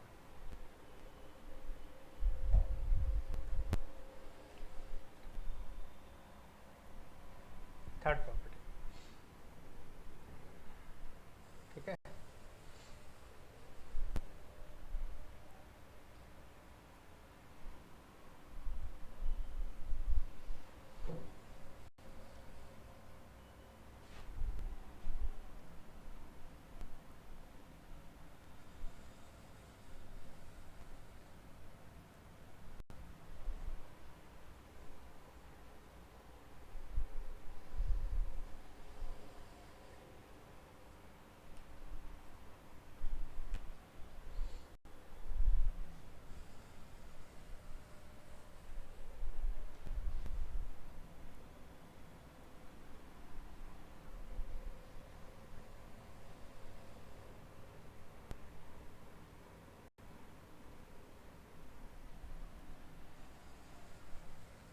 यहाँ पर हमें ये x और y की वैल्यू गिवन है, ठीक है। देखते हैं क्या गिवन है।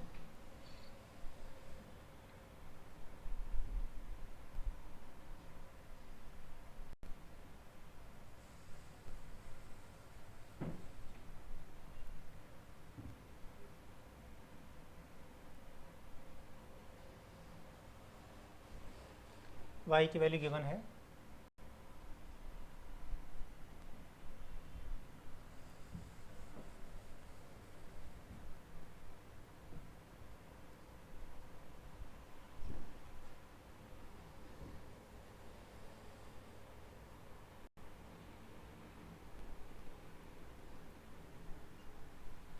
23, 25, 28 एंड 30। इसके बाद हमने नेचुरल है 3 कॉलम बनाए, एक्स स्क्वायर, वाई स्क्वायर और एक्स वाई।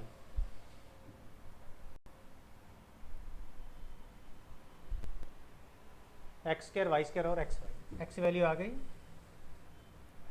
225, 324, 484, 625,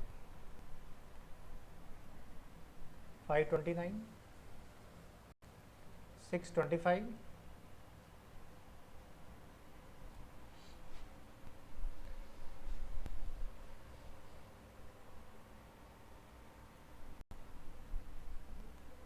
784,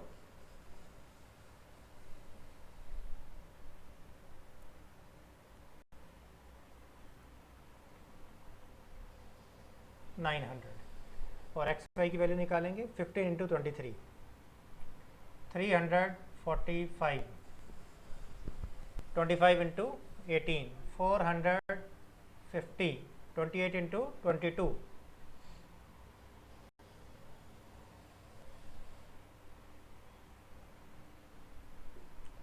616 25 इंटू 30 750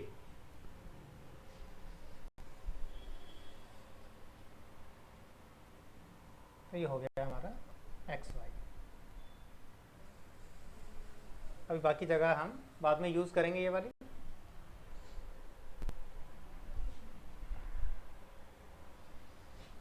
अब हम सबका सम निकालते हैं। इसका सम कितना आया?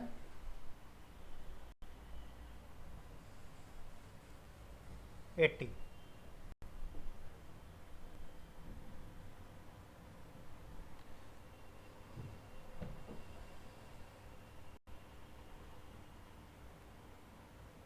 वन 106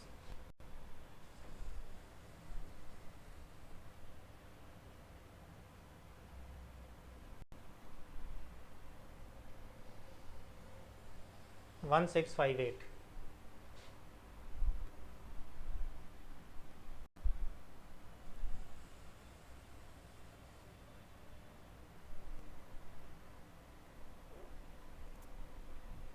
2838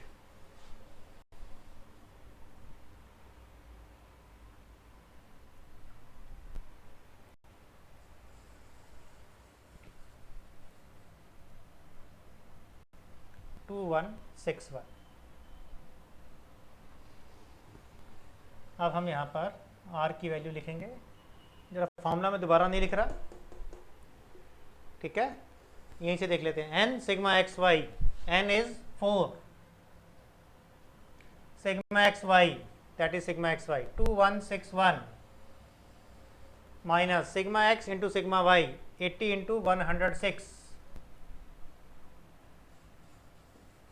अपॉन में n sigma x square 4 into sigma x square that is sigma x square 1658 minus sigma x whole square 80 whole square and root.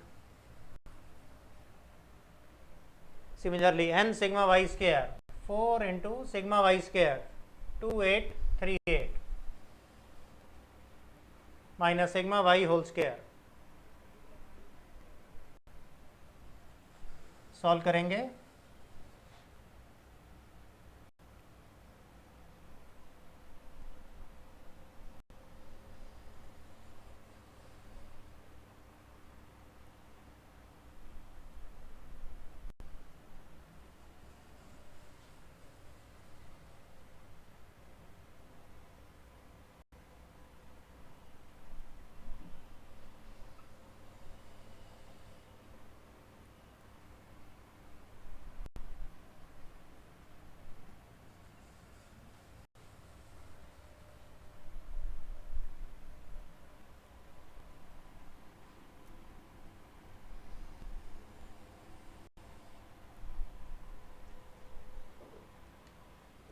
One 106 का स्क्वायर करेंगे 11236। इन दोनों का माइनस किया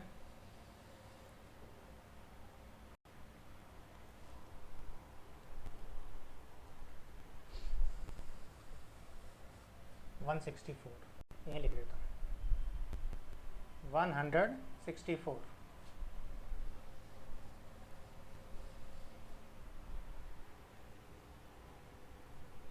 इसमें से माइनस किया 232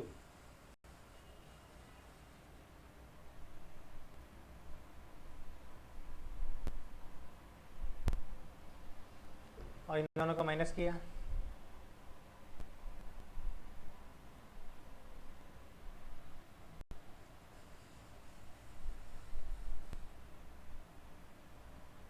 116। और जैसा कि बताया था इसके बाद हम इसकी वैल्यू ऐसे निकालेंगे, देखो निकाल के दिखा रहा हूँ। 164 डिवाइडेड बाय 232 अंडर रूट, फिर डिवाइड बाय 116 अंडर रूट और इक्वल टू 0.9997।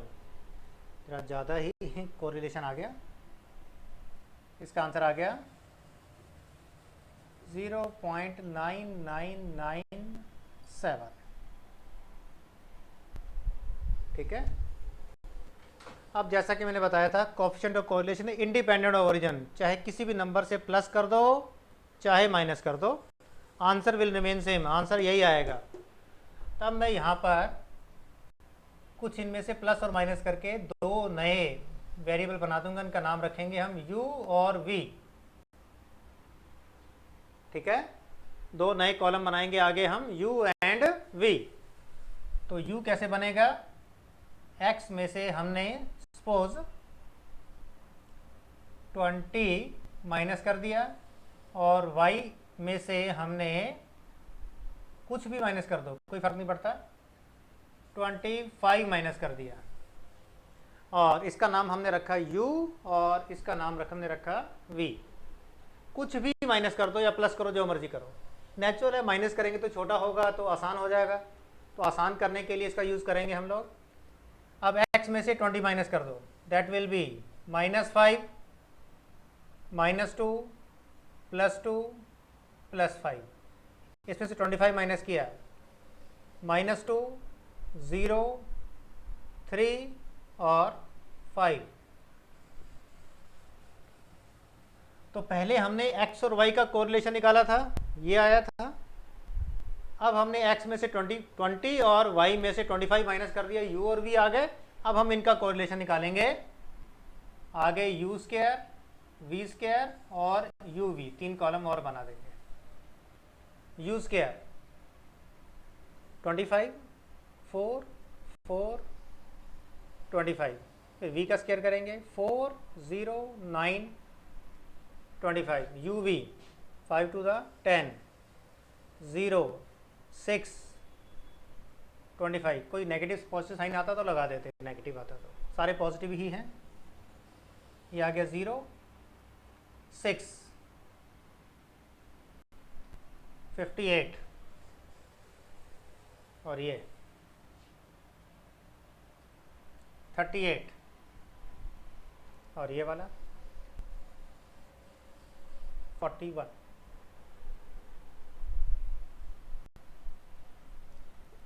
तो यहाँ पर मैं लिख देता हूँ कि ये मैंने जो r निकाला था x, y का था, वो r x y का था। अब मैं यहाँ पर r निकाल रहा हूँ u, v, u और v का। तो नेचुरल है कि अगर u v का कोरिलेशन निकाल रहे हैं तो मैं फॉर्मूले को भी इसको u v में लिख दूंगा, सेम। देखो लिख के दिखा रहा हूँ, बनेगा n sigma u v minus sigma u sigma v upon में n sigma u square minus sigma u whole square, n sigma v square sigma v whole square. n की वैल्यू पुट की 4, sigma u v 41, sigma u 0, sigma v 6।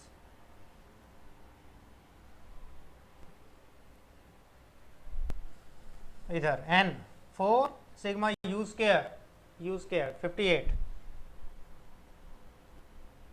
Minus sigma u 0 whole square, n 4, sigma v square is 38 minus sigma v whole square 6 का whole square. तो देखो solve करेंगे, बनेगा 164 minus 0 upon में 232 और ये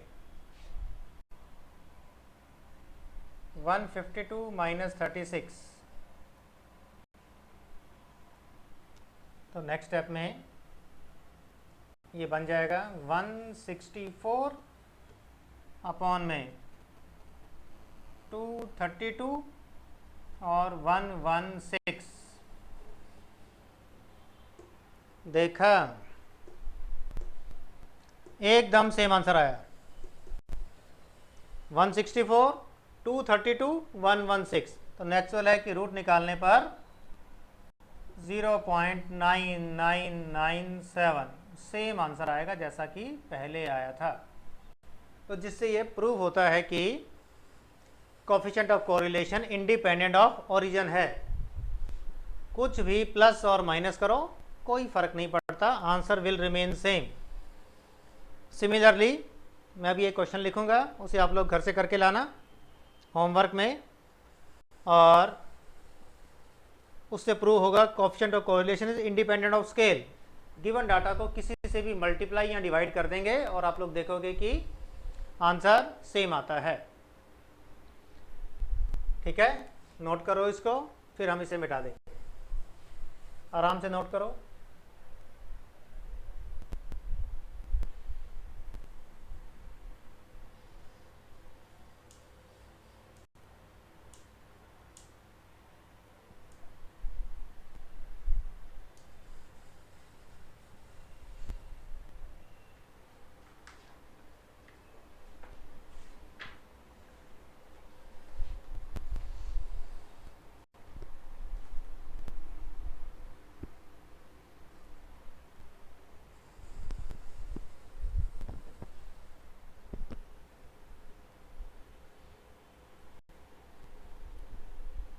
मिटा दे सारा।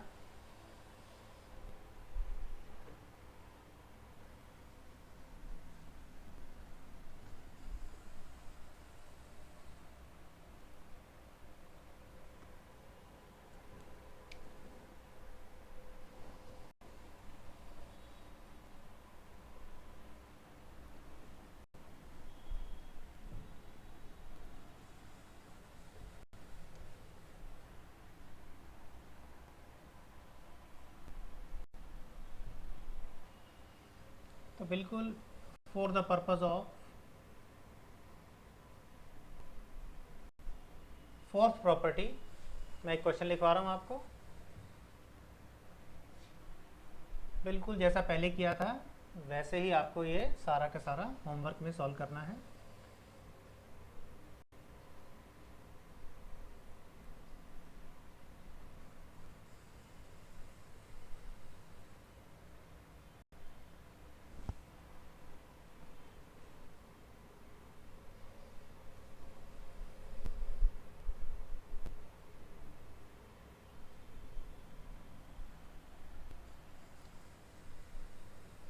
ये हमें x और y की वैल्यूज गिवन है, और हमें यहाँ पर x square, y square, x y पता लगाना है। फिर इसका कोएफिशिएंट ऑफ कोरिलेशन पता लगाएंगे हम, आर एक्स कॉमा वाई। फिर हम u और v दो नई वेरिएबल पता लगाएंगे। जैसा कि हमें साफ नज़र आ रहा है x वाली सारी वैल्यूज़ 5 से डिविजिबल हैं, तो हम क्या करेंगे, x डिवाइडेड बाय 5 कर देंगे, छोटा हो जाएगा।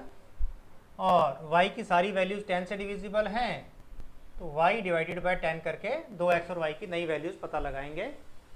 इसके बाद हम यहाँ पर u स्क्वायर, v स्क्वायर और uv, और फिर जैसा पहले किया था एक बार सिग्मा एक्स वाई वाला फॉर्मूला लेकर कोरिलेशन निकालेंगे, एक बार u और v के बीच का कोरिलेशन निकालेंगे, और दोनों आंसर बिल्कुल सेम आएंगे।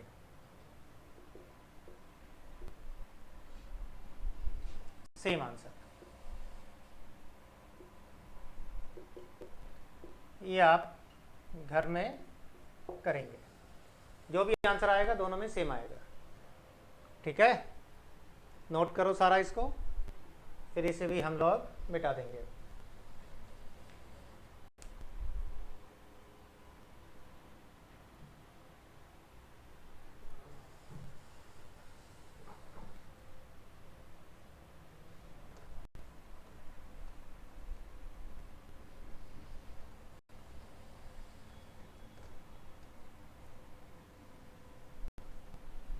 अभी हमने इसकी चारों प्रॉपर्टीज़ देखी, अब आगे देखते हैं इसकी फिफ्थ प्रॉपर्टी। फिफ्थ प्रॉपर्टी है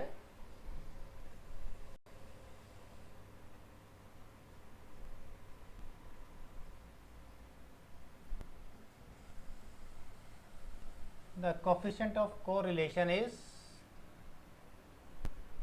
unit free। यूनिट फ्री का मतलब है कि इसकी कोई यूनिट नहीं है। Coefficient of correlation is unit free means इसकी कोई यूनिट, कहने का मतलब अगर एक्स की वैल्यू हमें केजी और केजी में दी हुई है तो कोरिलेशन केजी में आएगा। सपोज एक्स की वैल्यू केजी में और वाई की वैल्यू लीटर में है तो कोरिलेशन केजी में आएगा या लीटर में आएगा? तो आंसर है no, neither KG nor litre, किसी में नहीं आएगा। यूनिट फ्री बस। Answer is 0.97, 0.95, 0.82, 0.35, that's all. कोई यूनिट मीटर लीटर वगैरह में नहीं आएगी। That is called it is a unit free. Next, sixth, if y is equal to ax plus b and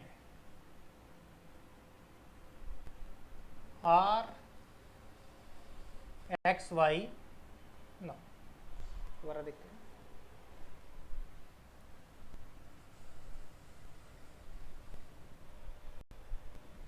if u is equal to a times x plus b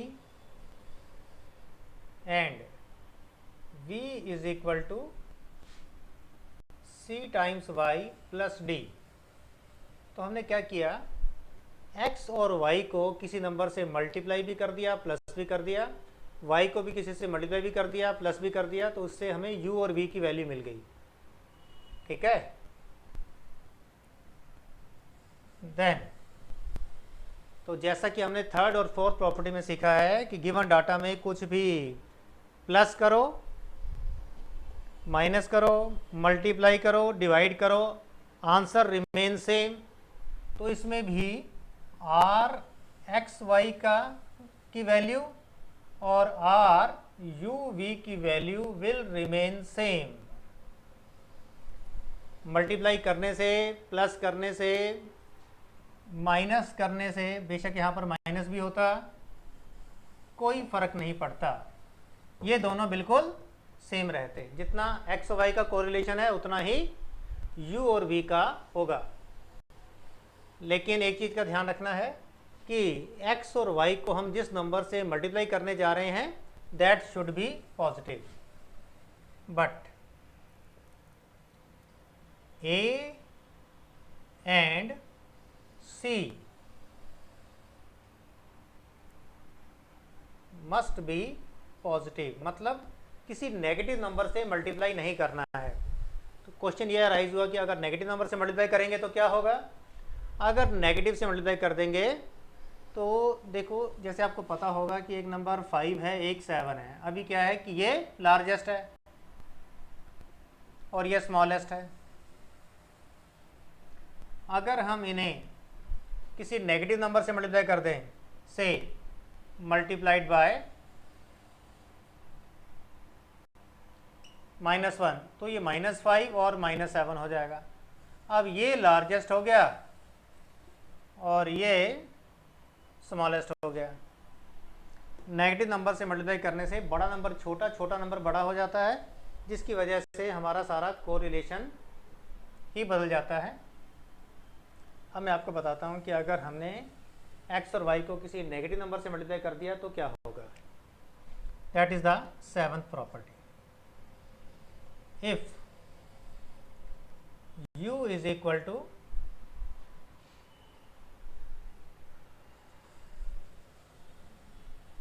ax plus b and v is equal to cy plus d, where A is positive and C is negative. तो जो C है वो negative है, तो इससे क्या होगा कि जितना हमारा x और y का कोरिलेशन आया होगा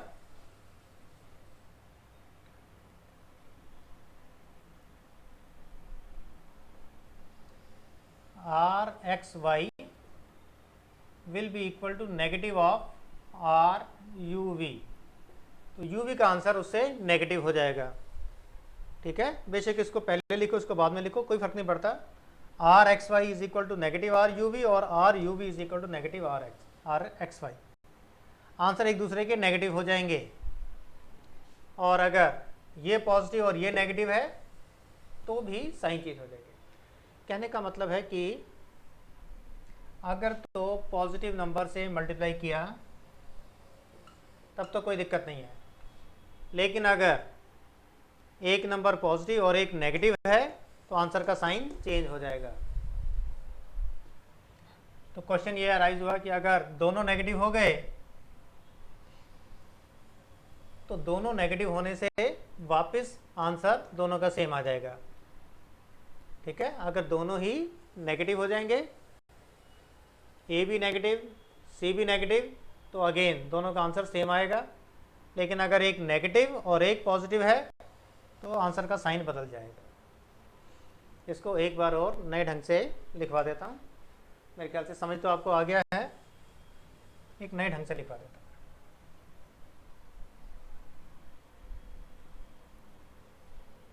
if u is equal to a x, अभी माइनस हटा देते हैं। अच्छा, वैसे तो प्लस माइनस से कोई फर्क नहीं पड़ता, मल्टीप्लाई से ही फर्क पड़ता है सिर्फ कि मल्टीप्लाई वाला नंबर नेगेटिव तो नहीं है। अच्छा, ठीक है,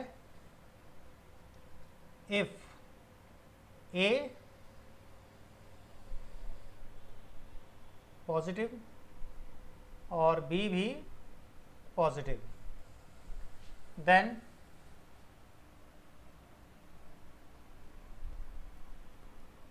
are x Y equal to R you V. R x Y और यू वी बिल्कुल सेम होंगे। चार केस बना देता हूँ इसके। First, second, if A negative B भी negative, then R x Y equal to R you V, अभी भी दोनों बिल्कुल सेम होंगे। इफ ए पॉजिटिव और B negative, then R x Y will B negative of r you v. तो दोनों का साइन चेंज हो जाएगा, एक पॉजिटिव और एक नेगेटिव आएगा। And fourth case, if A negative और B positive, then R x Y R you V, अभी भी नेगेटिव आएगा। अलग अलग साइन है तो साइन चेंज हो जाएगा, दोनों नेगेटिव या दोनों पॉजिटिव हैं तो आंसर सेम रहेगा। That is the sixth property. ठीक है, नोट करो इसको।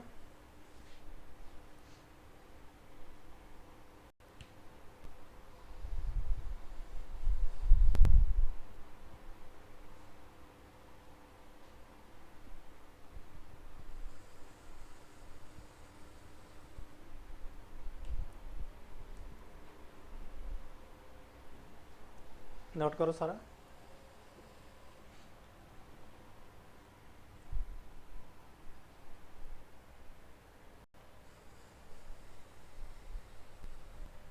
सेवंथ प्रॉपर्टी देखेंगे इसके बाद हम।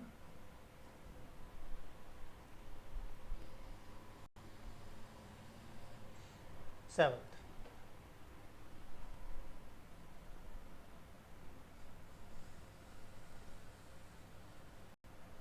if r is equal to plus 1, then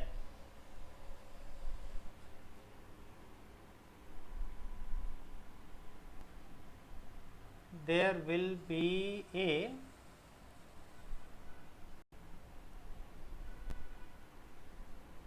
straight line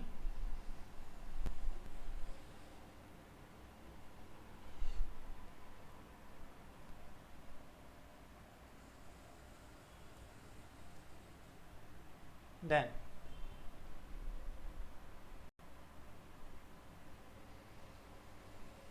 x and y will lie in a straight line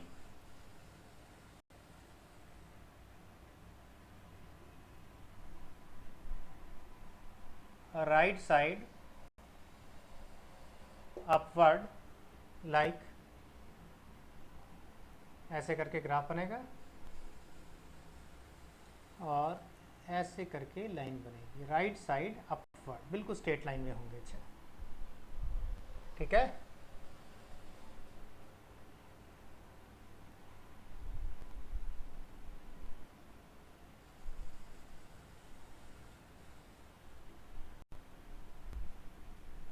straight line.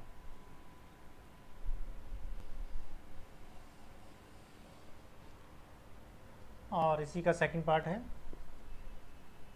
If r is equal to -1 then x and y will again lie in a straight line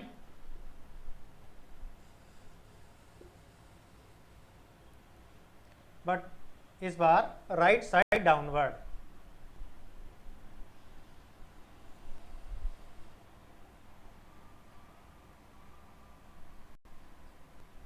like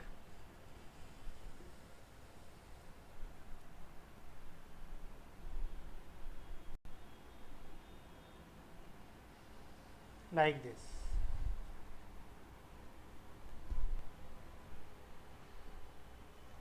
तो r equal to +1, r equal to -1।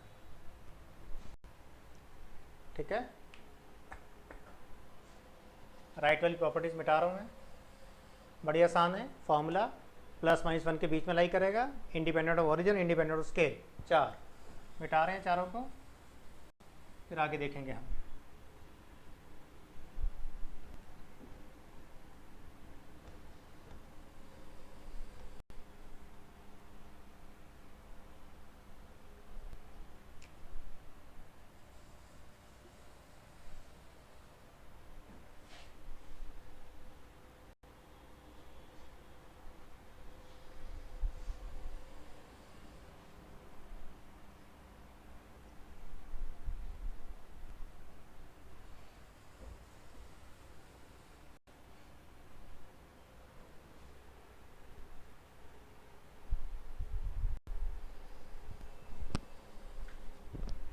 इसके बाद हम इसकी 8th property सीखेंगे, that is called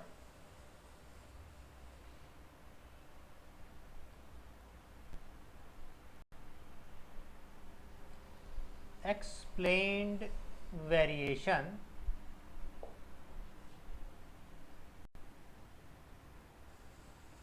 because of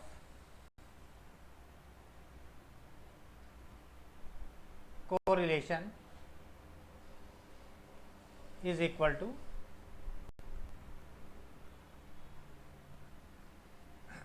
because of correlation or coefficient of determination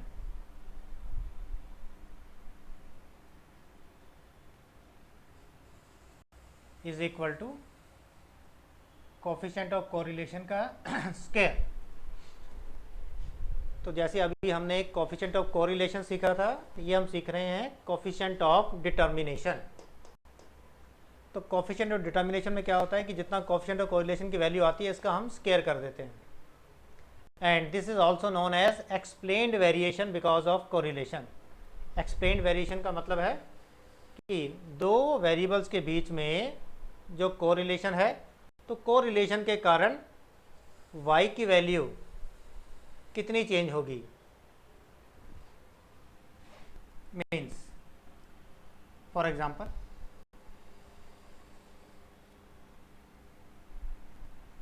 if r is equal to 0.8 then coefficient of determination is equal to r square, means 0.8 का square, that is 0.64, and it can be written as 64% coefficient of determination. इसका मतलब है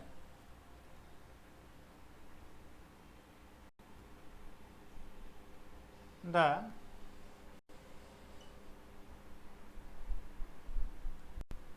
variation in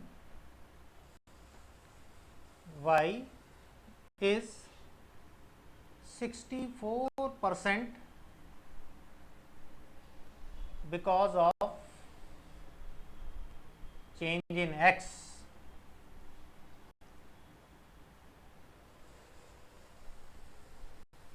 and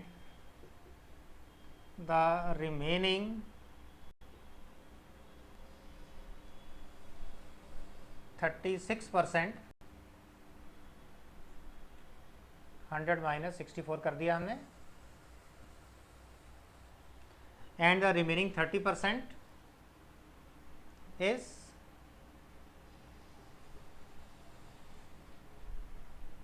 unexplained variation.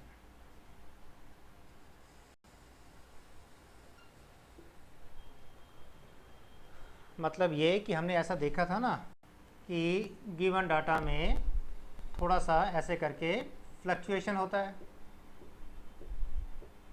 ठीक है। तो जब हम देखते हैं कि x की वैल्यू बिल्कुल सीधी नहीं बढ़ रही, थोड़ा सा ऐसे करके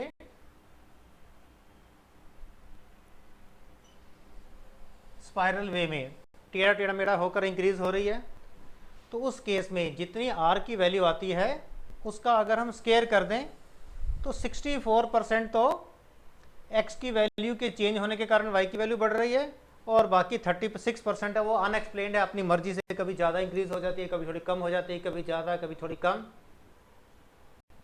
समझ आ गया। सिमिलरली अगर r की वैल्यू 1 होती तो r स्केयर की वैल्यू भी 1 का स्केयर यानी 1 यानी 100% आता है। यानी अगर r की वैल्यू 1 है तब तो कोएफिशिएंट ऑफ डिटर्मिनेशन भी 100% है और एक्सप्लेन्ड वेरिएशन भी 100% है, यानी x की वैल्यू के चेंज होने के कारण 100% y की वैल्यू जो है वो चेंज हुई है because of change in x। अपनी मर्जी से एक्स्ट्रा फ्लक्चुएशन उसमें कुछ नहीं आया, तो उसमें the remaining 0% is unexplained variation, क्योंकि पूरा 100% एक्सप्लेन्ड है, अनएक्सप्लेन्ड कुछ भी नहीं है। दोबारा से देख लेते हैं। Coefficient of determination is also known as explained variation. इसका फॉर्मूला है कोएफिशिएंट ऑफ कोरिलेशन का whole square means r square. For example देके बता रहे हैं, इफ आर की वैल्यू 0.8 है तो कोएफिशिएंट ऑफ डिटर्मिनेशन 0.64 यानी कि 64% होगा। तो 64% है